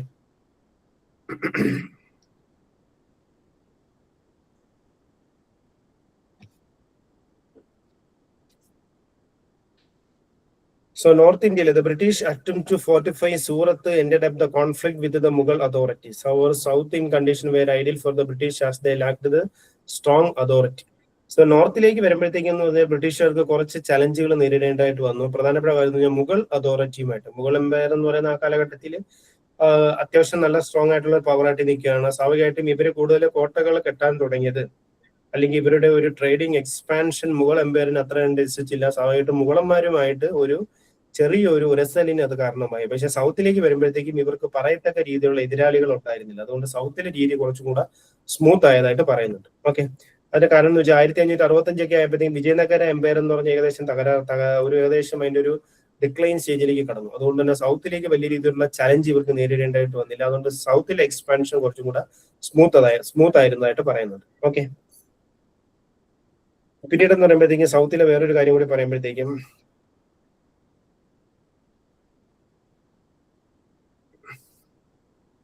മദ്രാസിൽ എന്ന് പറഞ്ഞാൽ they granted permission to construct a fort Saint George fort construct ചെയ്യാനുള്ള മദ്രാസിൽ അവർക്കൊരു പെർമിഷൻ കിട്ടിയായിട്ട് പറയുന്നുണ്ട്. 1639 ശേഷമാണ് മദ്രാസിൽ ഒരു സെന്റ് ജോർജ് ഫോർട്ട് കൺസ്ട്രക്ട് ചെയ്യാനുള്ള അവകാശം അവർക്ക് കിട്ടിയതായിട്ട് പറയുന്നുണ്ട്. ഓക്കെ, പിന്നീട് വരുന്നൊരു ഇമ്പോർട്ടന്റ് പോയിന്റ് എന്ന് പറഞ്ഞാല് ഞാൻ ഓൾറെഡി പറഞ്ഞു, നമ്മൾ ഫസ്റ്റ് യൂണിറ്റിന്റെ ആദ്യം ഒരു കാര്യം പറഞ്ഞിരുന്നല്ലോ, ബോംബെ സ്ത്രീധനമായിട്ട് കൊടുത്തു എന്ന് പറഞ്ഞായിരുന്നല്ലോ. അതായത് പോർച്ചുഗീസുകാർ രാജ്ഞീനെ കല്യാണം കഴിച്ചപ്പോഴത്തേക്കും പോർച്ചുഗീസുകാർ ആർക്കാണ്, ഈ പറഞ്ഞ ബ്രിട്ടീഷുകാർക്ക് ബോംബെ സ്ത്രീധനമായിട്ട് കൊടുത്തു. അപ്പോൾ ബോംബെ എന്ന് പറയുന്ന ഒരു കാര്യം 1668 ബോംബെ എന്ന് പറയുന്നത് dowry to Charles second from the പോർച്ചുഗീസുകാരിൽ നിന്ന് എന്താണ് ബോംബെ സ്ത്രീധനമായിട്ട് കിട്ടി. അപ്പൊ ബോംബെ സ്ത്രീധനമായിട്ട് കിട്ടി. സൗത്തിലേക്ക് വരുവാണെങ്കിൽ മദ്രാസിൽ സൗത്തിൽ അത്ര പറയത്തക്ക രീതിയിലുള്ള എതിരാളികളില്ല. വിജയനഗര എംപയർ തകർന്നു. അതുകൊണ്ട് തന്നെ സൗത്തിലെ എക്സ്പാൻഷൻ വളരെ സ്മൂത്ത് ആയിരുന്നു. പിന്നീട് എന്ന് പറഞ്ഞാൽ ഒരു സൗത്തിൽ ഒരു സെന്റ് ജോർജ് ഫോർട്ട് കൺസ്ട്രക്ട് ചെയ്തു. നോർത്തിൽ എന്ന് പറഞ്ഞാൽ ഈ പറഞ്ഞ മുഗൾ എംപയറുമായിട്ട് ചെറിയ ഉരസലിന് കാരണമായി. ഇതെല്ലാം അവരുടെ ഒരു എക്സ്പാൻഷന്റെ ഒരു ചിത്രങ്ങളാണ്. ഓക്കെ, പിന്നീട് എന്ന് പറഞ്ഞാല്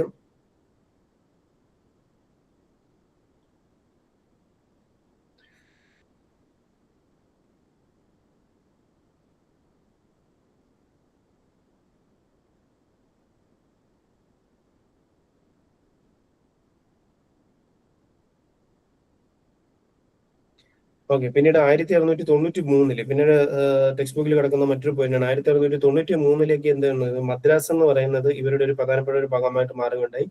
93 കൂടിയിട്ട് 93 അല്ലെന്നുണ്ടെങ്കിൽ 1702 ആ ഒരു 10 years കാലയളവില് മദ്രാസിലെ പ്രധാനപ്പെട്ട പല വില്ലേജുകളുടെയും എന്തുവാണ് ചുമതല, അല്ലെന്നുണ്ടെങ്കിൽ ഈ പറഞ്ഞ അവിടുത്തെ നികുതി പിരിവ് അല്ലെങ്കിൽ അവിടുത്തെ ഒരു ടാക്സ് കളക്ഷനും ബാക്കിയുള്ള കാര്യങ്ങളുടെ എല്ലാം ചുമതല ആർക്ക് വന്ന് ചേരുകയാണ്, ഈ പറഞ്ഞ ഇംഗ്ലീഷ് ഈസ്റ്റ് ഇന്ത്യ കമ്പനിക്ക് വന്ന് ചേരുന്ന ഒരു സിറ്റുവേഷൻ 1693 1702 കാലഘട്ടത്തിൽ ഉണ്ടായതായിട്ട് പറയുന്നുണ്ട്. ഓക്കെ, പിന്നീടെന്ന് പറഞ്ഞാല് 1652 പിന്നീട് 1684 ഈ കാലഘട്ടത്തിൽ 1652 കാലഘട്ടത്തിൽ മദ്രാസ് എന്ന് പറയുന്ന ഇവരുടെ ഒരു പ്രധാനപ്പെട്ട ഒരു പ്രസിഡൻസി ആയിട്ട് മാറി. 1702 കൂടിയിട്ട് മദ്രാസിലെ പല വില്ലേജുകളുടെയും നികുതി പിരിവിന്റെ ചുമതല ആർക്ക് വന്നു ചേരുന്നു, ഈ പറഞ്ഞ ഇംഗ്ലീഷ് ഈസ്റ്റ് ഇന്ത്യ കമ്പനിക്ക് വന്നു ചേർന്നതായിട്ട് പറയുന്നുണ്ട്. ഓക്കെ, അത് ഇവരുടെ ഒരു എക്സ്പാൻഷൻ ആയിട്ട് പറയുന്നുണ്ട്. പിന്നീടെന്ന് പറഞ്ഞാല്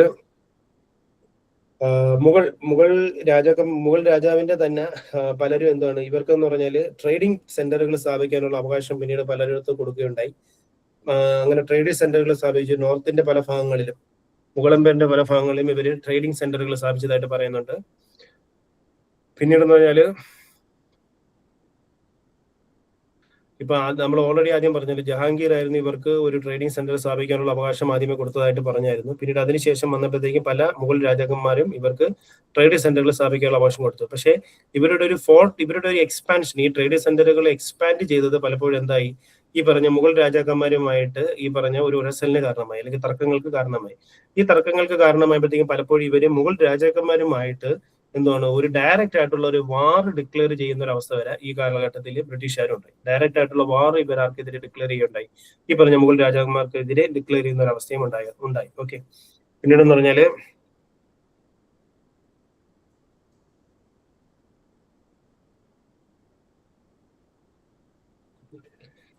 പിന്നീട് വരുന്ന പേജ് നമ്പർ 16. പേജ് നമ്പർ 16 വരുമ്പോഴത്തേക്കെന്ന് പറഞ്ഞാൽ ആ ഒരു 1650 കൂടിയിട്ട് ഈ പറഞ്ഞ company declare war against the rulers. ഈ മുഗൾ എംപയറിലെ റൂളേഴ്സിനെതിരെ അവര് വാർ ഡിക്ലെയർ ചെയ്യുന്ന ഒരു സ്ഥിതി ഉണ്ടായി. പിന്നീട് 10 വർഷത്തിന് ശേഷം 1790 വീണ്ടും കോംപ്രമൈസിന്റെ വീണ്ടും ഒരു പീസ്ഫുൾ ആയിട്ടുള്ള അന്തരീക്ഷം വീണ്ടും വന്നു ചേർന്നു.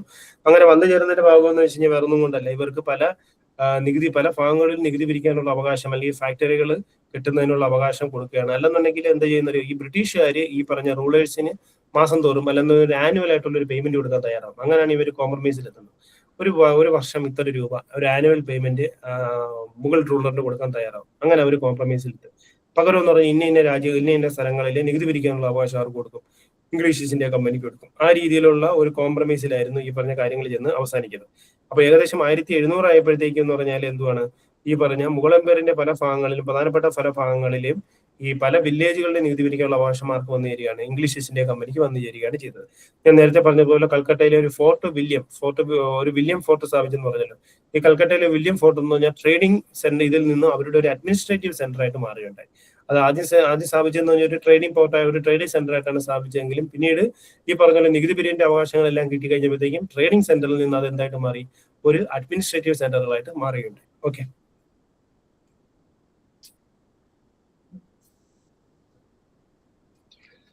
പിന്നീടെന്ന് പറഞ്ഞാൽ അതിനകത്ത് ഒരു ടെക്സ്റ്റ് ബുക്കിനകത്ത് ഒരു പേര് കിടപ്പുണ്ട്, സെമീന്ദാരി റൈറ്റ്സ്. പേജ് നമ്പർ 15 കിടപ്പുണ്ട്. എന്താണ് സെമീന്ദാരി റൈറ്റ്സ് എന്ന് പറഞ്ഞാൽ ടാക്സ് കളക്ഷനുള്ള അവകാശമാണ്. ഓക്കെ, നികുതി പിരിക്കുന്നതിനുള്ള അവകാശത്തിനാണ് സെമീന്ദാരി റൈറ്റ് എന്ന് പറയുന്നത്. ഞാൻ നേരത്തെ പറഞ്ഞല്ലോ, ഇവർ തമ്മിൽ ഒരു കോംപ്രമൈസിലെത്തും.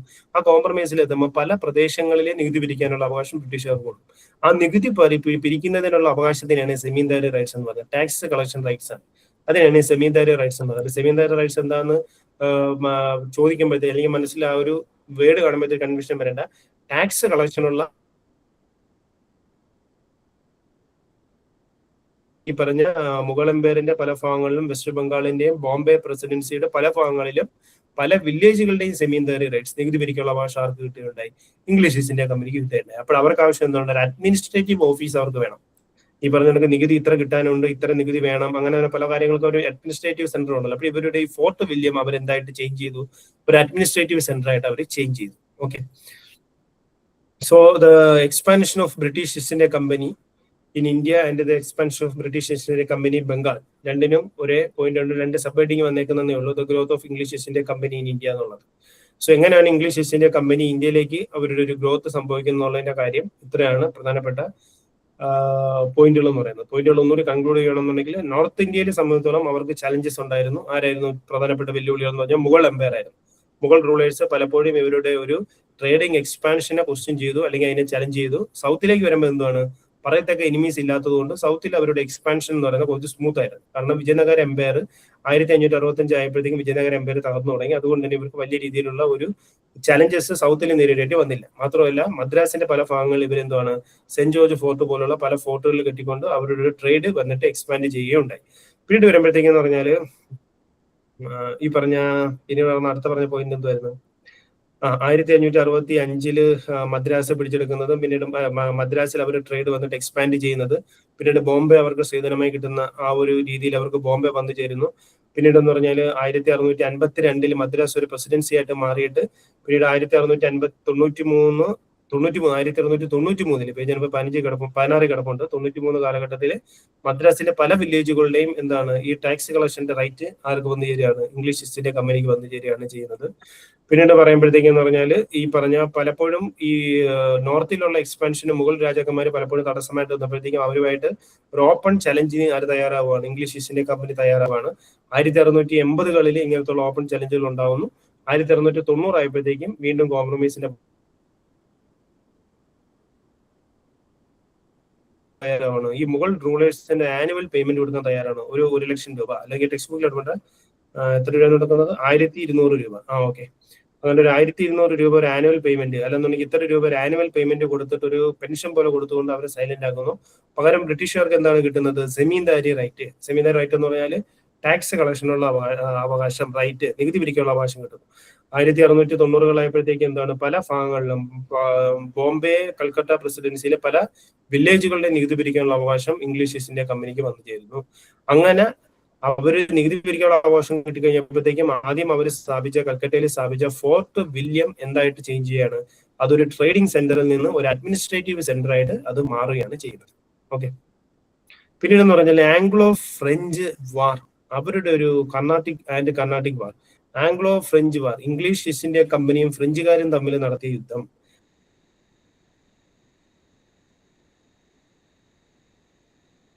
അത് വളരെ വളരെ ഇമ്പോർട്ടന്റ് ആണ്. ഓക്കെ. ഞാൻ ഈ സെയിം ചാപ്റ്റർ കണ്ടിട്ടുണ്ടോ അറിയില്ല. യൂട്യൂബ് ക്ലാസ് അവൈലബിൾ ആണ്.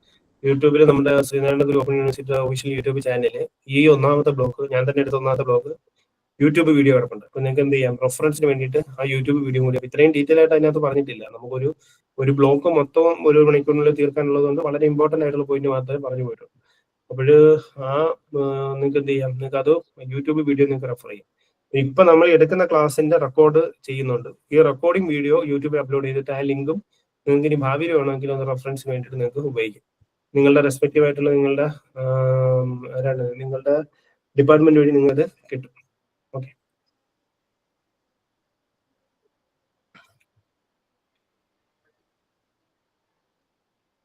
സോ കർണാട്ടിക് വാർ എന്തായിരുന്നു? കർണാട്ടിക് വാർ എന്ന് പറഞ്ഞാൽ അതായത് ഫ്രഞ്ചുകാരും ഇംഗ്ലീഷ് ഈസ്റ്റ് ഇന്ത്യ കമ്പനിയും നടത്തിയ കർണാടക മണ്ണിൽ വെച്ച്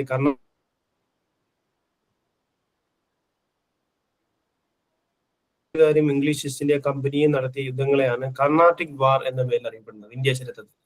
അപ്പൊ കർണാട്ടിക് വാർ എന്ന് പറയുന്നത് the war between English East India company and French East India company.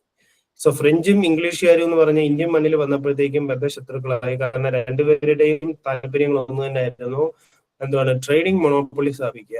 So ഫ്രഞ്ചുകാരും ഇംഗ്ലീഷുകാരും ആ ഒരു കാര്യത്തിൽ ഒരു വലിയൊരു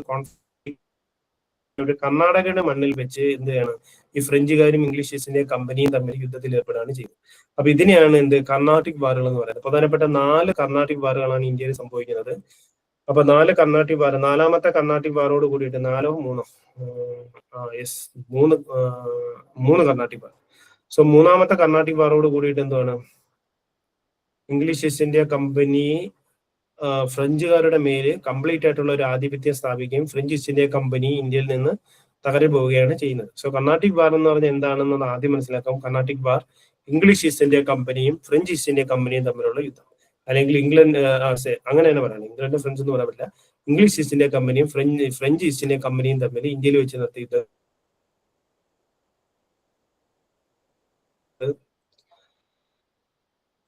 ഒന്നാമത്തെ കർണാട്ടിക് വാർ, ദ ഫസ്റ്റ് കർണാട്ടിക് വാർ 1740 1748. ഞാനത് ഒരു ക്യാപ്സുൾ രൂപത്തിൽ ഞാനൊന്ന് പറഞ്ഞുതരാം.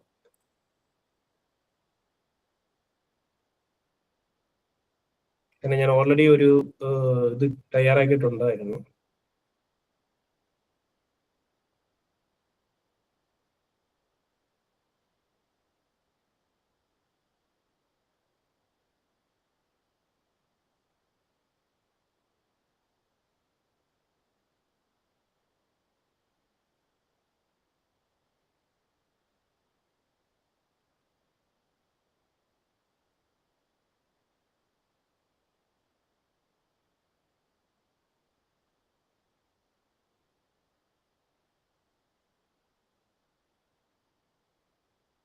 ഞാൻ first Carnatic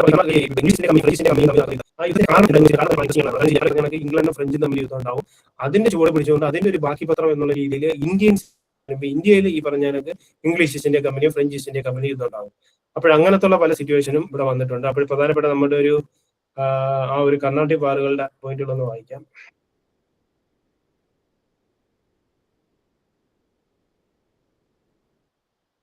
so first Carnatic വാറിന്റെ വർഷം 1740 മുതൽ 1748 വരെയാണ്. 4 വർഷം നീണ്ടു നിൽക്കുന്ന ഒരു വാറാണ്. അപ്പൊ ഇതിന്റെ ഒരു കാരണം എന്ന് പറഞ്ഞാൽ 1740 വാർ ബ്രോക്ക് ഔട്ട് ഇൻ യൂറോപ്പ്. യൂറോപ്പില് ഒരു യുദ്ധം പൊട്ടിപ്പുറപ്പെട്ടു. നോക്കൂ, യൂറോപ്പിലാണ് യുദ്ധം പൊട്ടിപ്പുറപ്പെട്ടത്, ഇന്ത്യയിലല്ല.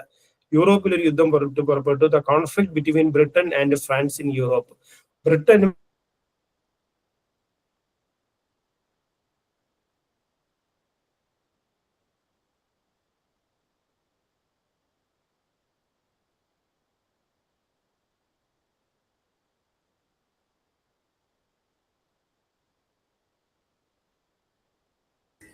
ബ്രേക്കാണ്, ഇടക്കിടക്ക് നല്ലോണം ബ്രേക്കാണ്, കുറെ നേരം കൊണ്ട് കണ്ടിന്യൂസ് ബ്രേക്ക്. പൊട്ടിപ്പുറപ്പെട്ടതിന്റെ ഒരു ബാക്കി പത്രമായിട്ട് it also resulted in conflict over colonial position in India. So അതിന്റെ ഭാഗമായി ഫ്രഞ്ച് ഗവർണർ ആയിരുന്ന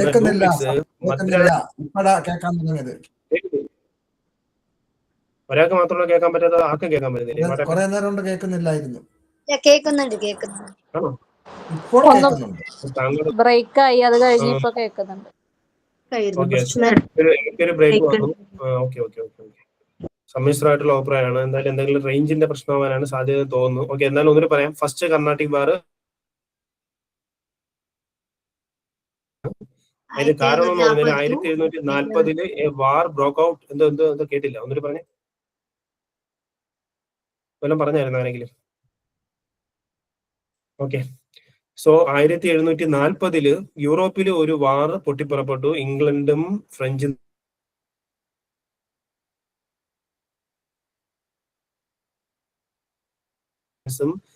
ഫ്രഞ്ച് ഈസ്റ്റ് ഇന്ത്യ കമ്പനിയും ഇംഗ്ലീഷ് ഈസ്റ്റ് ഇന്ത്യ കമ്പനി ഇന്ത്യയിലെയും യുദ്ധം ആരംഭിച്ചു. അതാണ് ഫസ്റ്റ് കർണാട്ടിക് വാറിന്റെ കാരണം എന്ന് പറയുന്നത്. സോ ഇതിനകത്തുള്ള മറ്റൊരു പ്രധാനപ്പെട്ട പോയിന്റ് എന്ന് പറഞ്ഞാൽ ഫ്രഞ്ച് ഗവർണർ ആയിരുന്ന ഡ്യൂപ്ലിക്സ് ഈ മദ്രാസ് പിടിച്ചെടുത്തു. ഇംഗ്ലീഷ് ഈസ്റ്റ് ഇന്ത്യ കമ്പനിയിൽ നിന്നും മദ്രാസ് പിടിച്ചെടുക്കുകയുണ്ടായി. ഓക്കെ,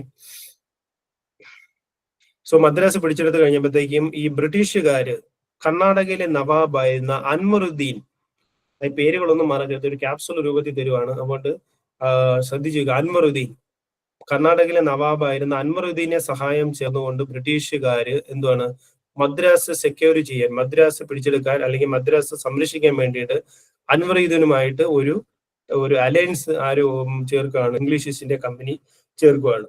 സോ നവാബ് എന്ന് പറയുന്നത് സെൻഡ് ആൻ ആർമി അഗെയിൻസ്റ്റ് ഫ്രഞ്ചിന് അഗെയിൻസ്റ്റ് ആയിട്ട് ഈ പറഞ്ഞ അൻവറുദ്ദീൻ ബ്രിട്ടീഷുകാരുടെ ഒരു അപേക്ഷ സ്വീകരിച്ചുകൊണ്ട് അല്ലെങ്കിൽ ബ്രിട്ടീഷുകാരുടെ ഒരു അപ്പീൽ സ്വീകരിച്ചുകൊണ്ട് നവാബ് എന്തുവാണ് ഈ ഫ്രഞ്ചുകാർക്കെതിരെ ഒരു ആർമി അയക്കുകയാണ് ചെയ്യുന്നത്. ഫ്രഞ്ചുകാർക്കെതിരെ ഒരു ആർമി അയക്കുകയാണ് ചെയ്യുന്നത്. French army completely defeated the large army of Nawab and pushed them Santhome. So എന്തുവാണ് ഫ്രഞ്ച് ആർമി കംപ്ലീറ്റ്ലി ആർമീനെ പരാജയപ്പെടുത്തുകയാണ്, നവാബിന്റെ ആർമീനെ പരാജയപ്പെടുത്തുകയാണ് ചെയ്യുന്നത്. ഓക്കെ, സോ നവാബിന്റെ ആർമീനെ പരാജയപ്പെടുത്തിയിട്ട് എന്ത് സംഭവിച്ചു? നവാബിന്റെ ആർമിയും അവിടെ നിന്ന് രക്ഷപ്പെട്ടു പോവുകയാണ് ചെയ്തത്. സോ ആ ഒരു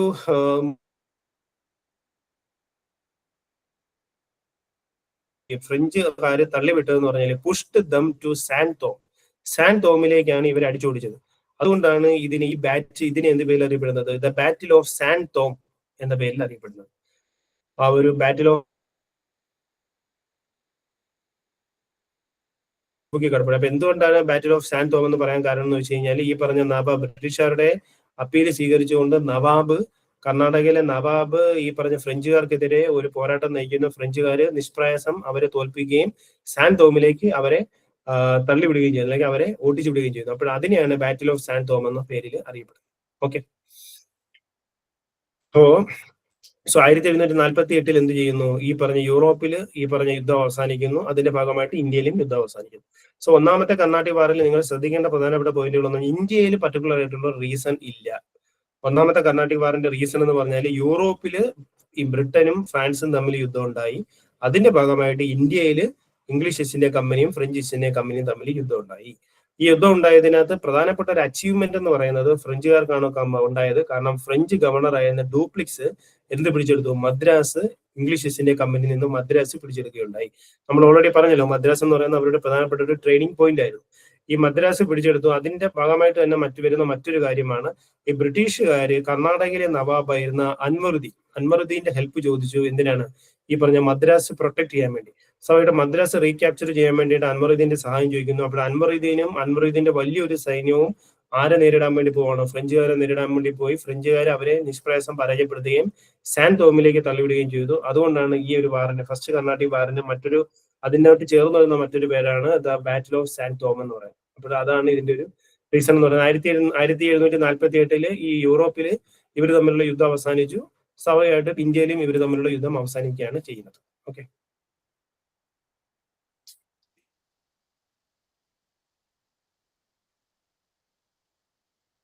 കർണാട്ടിക് വാറിന്റെ വർഷം എന്ന് പറയുന്നത് ജസ്റ്റ് ഒരു വർഷമേ ഉള്ളൂ ആ ഒരു പീസ് എന്ന് പറയുന്നത്. അപ്പൊ സെക്കൻഡ് കർണാട്ടിക് വാറിന്റെ ഒരു പോയിന്റ് നിങ്ങൾ ശ്രദ്ധിക്കേണ്ടതെന്ന് വെച്ച് കഴിഞ്ഞാൽ, ഫസ്റ്റ് കർണാട്ടിക് വാറിന്റെ റീസൺ എന്ന് പറഞ്ഞാൽ എന്തുവായിരുന്നു? യൂറോപ്പിൽ ഉണ്ടായ ഒരു ഇഷ്യൂ ആണ്. യൂറോപ്പിൽ ഇംഗ്ലീഷ് ഈസ്റ്റ് ഇന്ത്യ കമ്പനിയും യൂറോപ്പിൽ ബ്രിട്ടനും ഫ്രാൻസും തമ്മിൽ ഉണ്ടായ ഇഷ്യൂ ആണ് ഇന്ത്യയിൽ ഫസ്റ്റ് കർണാട്ടിക് വാർ ഉണ്ടാവാൻ കാരണം. അപ്പോൾ സെക്കൻഡ് കർണാട്ടിക് വാർ ഉണ്ടാവാനുള്ള കാരണം വളരെ ശ്രദ്ധിക്കണം, അത് ഇന്ത്യയിൽ തന്നെ ഉണ്ടായ ഒരു ഇഷ്യൂ ആണ്. ഓക്കെ, അവിടെ യൂറോപ്പുമായിട്ട് ബന്ധമൊന്നുമില്ല, ഇന്ത്യയിൽ തന്നെ ഉണ്ടായ ഒരു ഇഷ്യൂ ആണ് സെക്കൻഡ് കർണാട്ടിക് വാറിന് കാരണം. അപ്പോൾ 1740-48 ഒന്നാമത്തെ കർണാട്ടിക് വാർ കഴിഞ്ഞു. 48 എഗ്രിമെന്റ് സൈൻ ചെയ്തുകൊണ്ട് ഇവര് സമാധാനപരമായിട്ട് മുന്നോട്ട് പോയി. ജസ്റ്റ് ഒരു വർഷം മാത്രമേ ആ സമാധാനം നീണ്ടു നിന്നുള്ളൂ. കൃത്യം 1749 ആയപ്പോഴത്തേക്ക് എന്ത് സംഭവിക്കുകയാണ്? രണ്ടാമത്തെ കർണാട്ടിക് വാർ ആരംഭിക്കുകയാണ്. 1749, 1754. ഇപ്പോൾ സെക്കൻഡ് കർണാട്ടിക് വാറിൽ നിങ്ങൾ ഉദ്ദേശിക്കേണ്ട പ്രധാന ഇന്ത്യയിൽ തന്നെയായിരുന്നു ഇതിന്റെ റീസൺ ഉത്ഭവിച്ചത്, യൂറോപ്പിലല്ല. അപ്പൊ എന്തായിരുന്നു ഈ ഒരു സെക്കൻഡ് കർണാട്ടിക് വാറിന്റെ റീസൺ എന്ന് പറഞ്ഞാൽ വേറൊന്നുമല്ല, ഒറ്റ വാക്കി പറയുകയാണെങ്കിൽ interference in local politics. Local പൊളിറ്റിക്സിലുള്ള ഇവരുടെ ഫ്രഞ്ചുകാരുടെയും ഇംഗ്ലീഷ് ഈസ്റ്റ് ഇന്ത്യ കമ്പനിയുടെയും ഇന്റർഫിയറൻസ് ആയിരുന്നു. ലോക്കൽ പൊളിറ്റിക്സിലുള്ള അവരുടെ ഇന്റർഫിയറൻസ്. കാര്യം എന്ന് വെച്ചാൽ ഇന്ത്യയിൽ എന്തെങ്കിലും തരത്തിലുള്ള ആഭ്യന്തരമായിട്ടുള്ള പ്രശ്നങ്ങൾ ഉണ്ടാവുകയാണെങ്കിൽ, ഏതെങ്കിലും നാട്ടുരാജ്യങ്ങൾ തമ്മിൽ ഏതെങ്കിലും തരത്തിലുള്ള പ്രശ്നങ്ങൾ ഉണ്ടാവുകയാണെങ്കിൽ അതിൽ അനാവശ്യമായിട്ടും ഇടപെടുക. ഫോർ എക്സാമ്പിൾ ഇപ്പൊ ഫോർ എക്സാമ്പിൾ ഇപ്പം ഇതിനകത്ത് തന്നെ ടെക്സ്റ്റ് ബുക്കിൽ തന്നെ കിടക്കുന്ന ഒരു പോയിന്റ് പറയാം. ഹൈദരാബാദിൽ ഒരു സക്സഷൻ പ്രോബ്ലം ഉണ്ടായി. ഹൈദരാബാദിൽ ആരാണ് അടുത്ത ഭരണാധികാരി, ഇപ്പൊ ഒരാൾ മരിച്ചു, രാജാവ് മരിച്ചു, ആരാണ് അടുത്ത ഭരണാധികാരി എന്നതിനെ പറ്റിയിട്ട് ഹൈദരാബാദിൽ ഒരു തർക്കം ഉണ്ടാവുന്നു. ഈ തർക്കം ഉണ്ടാകുമ്പോഴത്തേക്കും ആരാണ് ഈ പറഞ്ഞ ഫ്രഞ്ച് ഈസ്റ്റ് ഇന്ത്യ കമ്പനി വന്നിട്ട് ഒരു ഗ്രൂപ്പിനെ സപ്പോർട്ട് ചെയ്യും. ഓരോ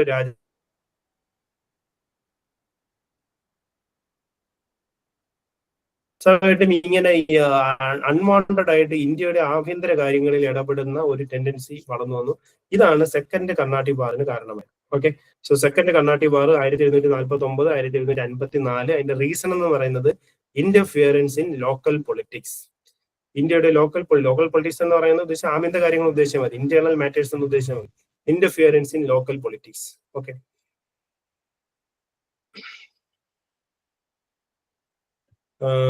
അപ്പോൾ ഈ ലോക്കൽ പൊളിറ്റിക്സിന് അതിനകത്ത് ഒരു ക്യാപ്സ്യൂൾ രൂപത്തിൽ തരുവാണെങ്കിൽ രണ്ടിടത്താണ് പ്രശ്നങ്ങൾ ഉണ്ടായത്. ഒന്ന് ഹൈദരാബാദിലും ഉണ്ടായി, ഒന്ന് കർണാടകയിലും ഉണ്ടായി.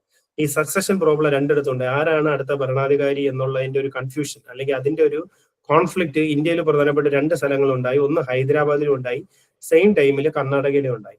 ഹൈദരാബാദിൽ എന്ന് പറഞ്ഞാൽ 1748 ഈ നിസാമുൽ മുൽക്ക് എന്ന് പറയുന്ന ഭരണാധികാരി ഹൈദരാബാദിൽ 1748 അദ്ദേഹം മരണപ്പെടുകയാണ് ചെയ്യുന്നത്. ആ മരണപ്പെടുന്നതോട് കൂടിയിട്ട് എന്ത് സംഭവിക്കുന്നു? ഹൈദരാബാദിൽ ഒരു സക്സഷൻ ഡിസ്പ്യൂട്ട് ഉണ്ടാവുകയാണ്. ഈ സക്സഷൻ ഡിസ്പ്യൂട്ട് ഉണ്ടായപ്പോഴത്തേക്കും എന്താണ്, അതുപോലെ തന്നെ കർണാടകയിലും ഈ സെയിം ടൈമിൽ എന്തുവാണ് ഈ പറഞ്ഞ പോലെ ഒരു സക്സഷൻ ഡിസ്പ്യൂട്ട് കർണാടകയിലും ആൻഡ് ചന്ദ സാഹിബ് രണ്ടുപേരും പ്രശ്നം ഉണ്ടാക്കി. അൻവറുദ്ദീനും അടുത്ത റൂളർ ആവണം, ചന്ദ സാഹിബിനും അടുത്ത റൂളർ ആവണം. അതേപോലെ തന്നെ ഹൈദരാബാദിൽ ഈ പ്രശ്നം നിലനിൽക്കുകയാണ്. നിസാമുൽ മരിച്ചതിന് ശേഷം അദ്ദേഹം ആരാണ് അടുത്ത ഭരണാധികാരി എന്ന രീതിയിൽ അവിടെയും തർക്കം ഉണ്ടാവുന്നു. അതേപോലെ തന്നെ കർണാടകയിലും തർക്കം ഉണ്ടാവുന്നു, രണ്ടിടത്തും തർക്കം ഉണ്ടാവുന്നു. ഹൈദരാബാദിൽ എന്ന് പറയുമ്പോഴത്തേക്കും എന്താണ് ഈ ഫ്രഞ്ചുകാരുടെ റോൾ എന്ന് പറയുന്നത്? ഹൈദരാബാദ് ഫ്രഞ്ചുകാർ സപ്പോർട്ട് ചെയ്തത് മുസാഫർ ജാങ് എന്ന് പറയുന്ന ഒരു റൂളറിനെ ആരെ സപ്പോർട്ട് ചെയ്യുന്നു? ഫ്രഞ്ചുകാർ സപ്പോർട്ട് ചെയ്യുന്നു. കർണാടകയിൽ ഫ്രഞ്ചുകാർ ആരെ സപ്പോർട്ട് ചെയ്യുന്നു? ചന്ദ സാഹിബിനെ സപ്പോർട്ട് ചെയ്യുന്നു. നേരെ തിരിച്ചെന്ത് സംഭവിക്കുന്നു? ഈ പറഞ്ഞ ബ്രിട്ടീഷുകാരാണെങ്കിൽ എങ്ങനെയാണ്? നേരെ ഓപ്പോസിറ്റ് ഉള്ള വ്യക്തികൾ ആരെ സപ്പോർട്ട് ചെയ്യുന്നു? ഈ ബ്രിട്ടീഷുകാർ സപ്പോർട്ട് ചെയ്യുന്നു. ബ്രിട്ടീഷുകാർ സപ്പോർട്ട് ചെയ്യുന്നതെന്ന് വെച്ച് കഴിഞ്ഞാൽ, ഒരു സെക്കൻഡ്, ഇപ്പൊ ആരാണ് ജോയിൻ ചെയ്യാൻ വന്നിരിക്കുന്നത്? ക്ലാസ് തീരാതായി 9 മണിക്ക് ക്ലാസ് തീർന്നപ്പോൾ ഓക്കെ. സോ ബ്രിട്ടീഷുകാർ എന്തുവാണ് നേരെ ഓപ്പോസിറ്റ് ഇരിക്കുന്ന ആളിനെയാണ് സപ്പോർട്ട് ചെയ്തത്. സോ ബ്രിട്ടീഷുകാർ സപ്പോർട്ട് ചെയ്യുന്ന പറഞ്ഞാൽ മുഹമ്മദ് അലി, ചന്ദാ സാഹിബിന് അഗേൻസ്റ്റ് ആയിട്ട് മുഹമ്മദ് അലീനെ സപ്പോർട്ട് ചെയ്തു. ആരാണ്? ഈ പറഞ്ഞ ബ്രിട്ടീഷുകാരെന്ന് പറയുന്നത്. സോ ഈ സപ്പോർട്ട് ചെയ്തത് മാത്രമല്ല, ഈ ബ്രിട്ടീഷുകാര് ഈ ചന്ദാ സാഹിബ്, നേരത്തെ പറഞ്ഞ കർണാടകയിൽ ഫ്രഞ്ചുകാർ സപ്പോർട്ട് ചെയ്ത ചന്ദാ സാഹിബിനെ പരാജയപ്പെടുത്തുകയും ആരെയാണ്? മുഹമ്മദ് അലീനെ കർണാടകയിലെ നവാബായിട്ട് നിയമിക്കുകയും ചെയ്തു. അല്ലെങ്കിൽ കർണാടകയിലെ നവാബായിട്ട് സെലക്ട് ചെയ്യാനുള്ള അല്ലെങ്കിൽ അതിനുള്ള സപ്പോർട്ട് ചെയ്തു കൊടുക്കുകയും ചെയ്തു. ചന്ദാ സാഹിബിനെ പരാജയപ്പെടുത്തി മുഹമ്മദ് അലീനെ കർണാടകയിലെ റൂളറായിട്ട് എന്ത് ചെയ്തു? അവര് അപ്പോയിന്റ് ചെയ്തു. സോ ചന്ദാ സാഹിബ് പരാജയപ്പെടുകയും അദ്ദേഹം എക്സിക്യൂട്ട് ചെയ്യപ്പെടുകയും ചെയ്തു കർണാടകയിൽ. അപ്പോൾ കർണാടകയിൽ എന്താണ് സംഭവിച്ചത്? ഫ്രഞ്ചുകാര് സപ്പോർട്ട് ചെയ്ത ചന്ദാ സാഹിബ് എന്ന് പറയുന്ന ആ ഒരു നവാബിന്റെ ഒരു നവാബാവാൻ ഇരുന്ന ആളിനെ ബ്രിട്ടീഷുകാര് പരാജയപ്പെടുത്തുകയും വധിക്കുകയും ചെയ്തു. പകരം ബ്രിട്ടീഷുകാര് ആരെയാണ്? മുഹമ്മദ് അലി എന്ന് പറയുന്ന പുതിയൊരു റൂളറിനെ, അവർ സപ്പോർട്ട് ചെയ്യുന്ന റൂളറിനെ കർണാടകയിലെ നവാബായിട്ട് എന്ത് ചെയ്തു? അപ്പോയിന്റ് ചെയ്യുകയും ചെയ്തു. ഓക്കെ. സോ ഈ ഒരു കാര്യം ഫ്രഞ്ചുകാർക്ക് വലിയ ഒരു തിരിച്ചടി ഉണ്ടാക്കി. കാരണം ഫ്രഞ്ചുകാർ സപ്പോർട്ട് ചെയ്ത ഒരു വ്യക്തി അവരെ ബ്രിട്ടീഷുകാർ പരാജയപ്പെടുത്തുന്നു, അദ്ദേഹത്തിനെ വധിക്കുന്നു. പകരം ബ്രിട്ടീഷുകാർ സപ്പോർട്ട് ചെയ്ത വ്യക്തിയെ അവിടുത്തെ കർണാടകയിലെ നവാബായിട്ട് നിയമിക്കുകയും ചെയ്തു. ഇത് വലിയ രീതിയിലുള്ള ക്ഷീണം ആർക്കുണ്ടാക്കി? ഫ്രഞ്ചുകാർക്ക് ഉണ്ടാക്കി. ഫ്രഞ്ച് ഗവൺമെന്റ് ഇതിനെ വലിയൊരു മറുപടി കൊടുത്തത് എങ്ങനെയാന്ന് വെച്ച് കഴിഞ്ഞാൽ, ഫ്രഞ്ച് ഗവൺമെന്റ് വാസ് അൺഹാപ്പി. യൂറോപ്പിലെ ഗവൺമെന്റ്, ഫ്രഞ്ച് ഗവൺമെന്റ് എന്ന് പറയുന്ന ഈ ഒരു പ്രവൃത്തിയിൽ വളരെയധികം ഒരു അൺഹാപ്പി ആയിരുന്നു. നേരത്തെ പറഞ്ഞ ഡ്യൂപ്ലിക്സ്, ആ ഒരു പേര് നമ്മൾ കേട്ടിട്ടുണ്ടല്ലോ. നേരത്തെ ഫസ്റ്റ് കർണാട്ടിക് വാറിൽ പറഞ്ഞത് മദ്രാസ് പിടിച്ചത് ഡ്യൂപ്ലിക്സിനെ അവർ തിരിച്ചു പിടിച്ചു. കാരണം ഡ്യൂപ്ലിക്സിന്റെ ഒരു ശ്രദ്ധക്കുറവാണ്, ജാഗ്രത കുറവാണ് ഇങ്ങനെ ഒരു പ്രശ്നം ഉണ്ടാവാൻ കാരണം എന്നുള്ളത് കൊണ്ട് ഡ്യൂപ്ലിക്സിനെ തിരിച്ചു വിളിക്കുകയും ചാൾസ് റോബർട്ട് എന്നറിയപ്പെടുന്ന പുതിയ ഉദ്യോഗസ്ഥനെ നിയമിക്കുകയും ചെയ്തു. ഓക്കെ. പിന്നീട് ഡ്യൂപ്ലിക്സിനെ തിരിച്ചു വിളിക്കാനുണ്ടായ കാരണം എന്താണെന്നുള്ള കാര്യം മനസ്സിലായത്. ഈ പറഞ്ഞ കണക്ക് ചന്ദാ സാഹിബിനെ പരാജയപ്പെടുത്തിക്കൊണ്ട് ബ്രിട്ടീഷുകാർ സപ്പോർട്ട് ചെയ്ത ആളിനെ നവാബാക്കി എടുത്തു. ഇത് ഫ്രഞ്ചുകാർക്ക് ക്ഷീണം ഉണ്ടാക്കി. സ്വാഭാവികമായിട്ടും ഡ്യൂപ്ലിക്സിനെ തിരിച്ചു വിളിച്ചിട്ട് പുതിയ ആരാണ്? ചാൾസ് റോബർട്ടിനെ നിയമിക്കുകയും ചെയ്തു. പിന്നീട് ഈ പറഞ്ഞ സെക്കൻഡ് കർണാട്ടിക് വാർ അവസാനിക്കുന്നതെന്ന് പറഞ്ഞാൽ treaty of Pondicherry treaty sign ചെയ്തതോട് കൂടിയിട്ടാണ് 1755 എന്ത് സംഭവിക്കുന്നത്? ഈ പറഞ്ഞ സെക്കൻഡ് കർണാട്ടിക് വാർ അവസാനിക്കുന്നത്. ഈ സെക്കൻഡ് കർണാട്ടിക് വാറിന്റെ ഒരു പ്രധാനപ്പെട്ട ഒരു വ്യവസ്ഥ എന്ന് പറഞ്ഞാൽ, അതായത് ഈ ഒരു ട്രീറ്റി ഓഫ് പോണ്ടിച്ചേരിയുടെ പ്രധാനപ്പെട്ട ഒരു വ്യവസ്ഥ എന്ന് പറഞ്ഞാൽ എന്താണ്? Both side agreed not to interfere in Indian politics and only focus on trade. ഇന്ത്യയുടെ ആഭ്യന്തര കാര്യങ്ങളിൽ ഇടപെടത്തില്ല എന്നും ട്രേഡിൽ മാത്രം ശ്രദ്ധിക്കും എന്ന് രണ്ട് കൂട്ടരും വ്യവസ്ഥ ചെയ്തു. അതായത് ഈ ട്രീറ്റി ഓഫ് പോണ്ടിച്ചേരിയുടെ ഒരു പ്രത്യേകത എന്ന് പറഞ്ഞാൽ. പറഞ്ഞത് എത്രത്തോളം തലയിൽ കയറിയെന്ന് അറിയത്തില്ല. ഈ കർണാട്ടിക് വാർ കുറച്ച്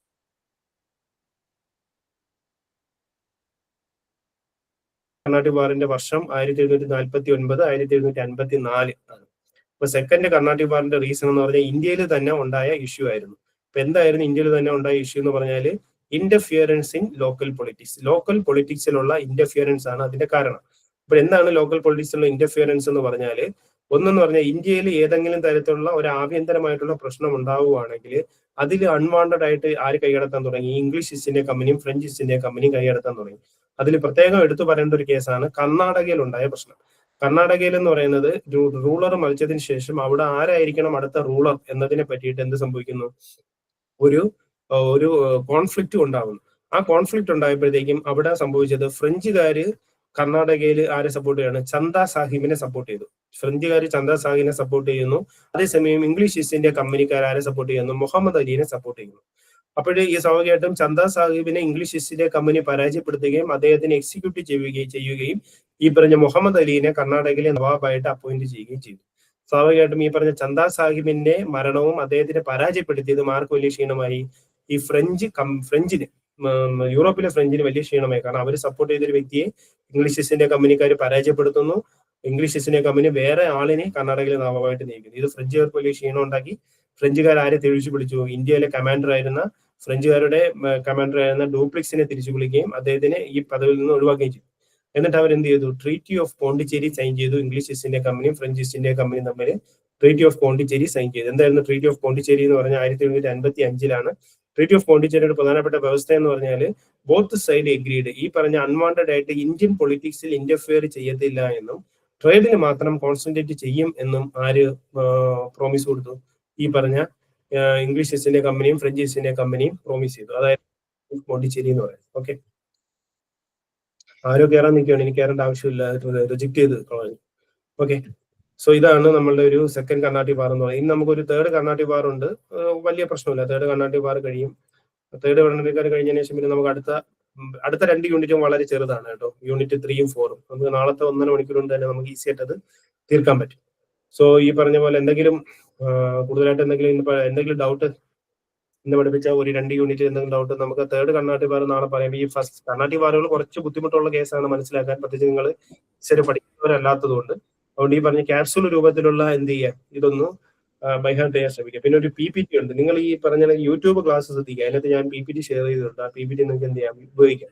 അതിനകത്ത് ഇമ്പോർട്ടന്റ് പോയിന്റുകൾ മാത്രമേ ഉള്ളൂ. ഓക്കെ, വേറെ എന്തെങ്കിലും കൂടുതൽ നോട്ട്സ് ആയിട്ട് വല്ലതും ഇടുമോ? നോട്ട്സ് ആയിട്ട് ഇല്ല. ഞാൻ ഈ പറഞ്ഞില്ല, ഈ പറഞ്ഞ യൂട്യൂബിൽ ക്ലാസ് ഉണ്ട്, അല്ലെങ്കിൽ ഞാനൊരു PPT ഉണ്ട്, PPT തയ്യാറാക്കിയിട്ടുണ്ട്.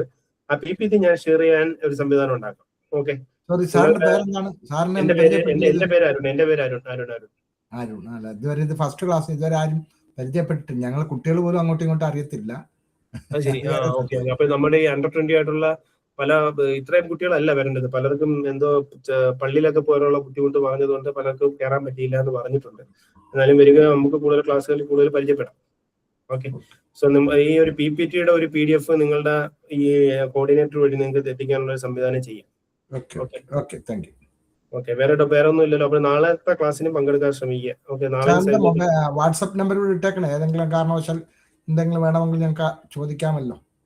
ഓക്കെ, ഞാനിത് ഇപ്പൊ മെസ്സേജിൽ ഷെയർ ചെയ്തേക്കാം. 9495. Okay, thank you.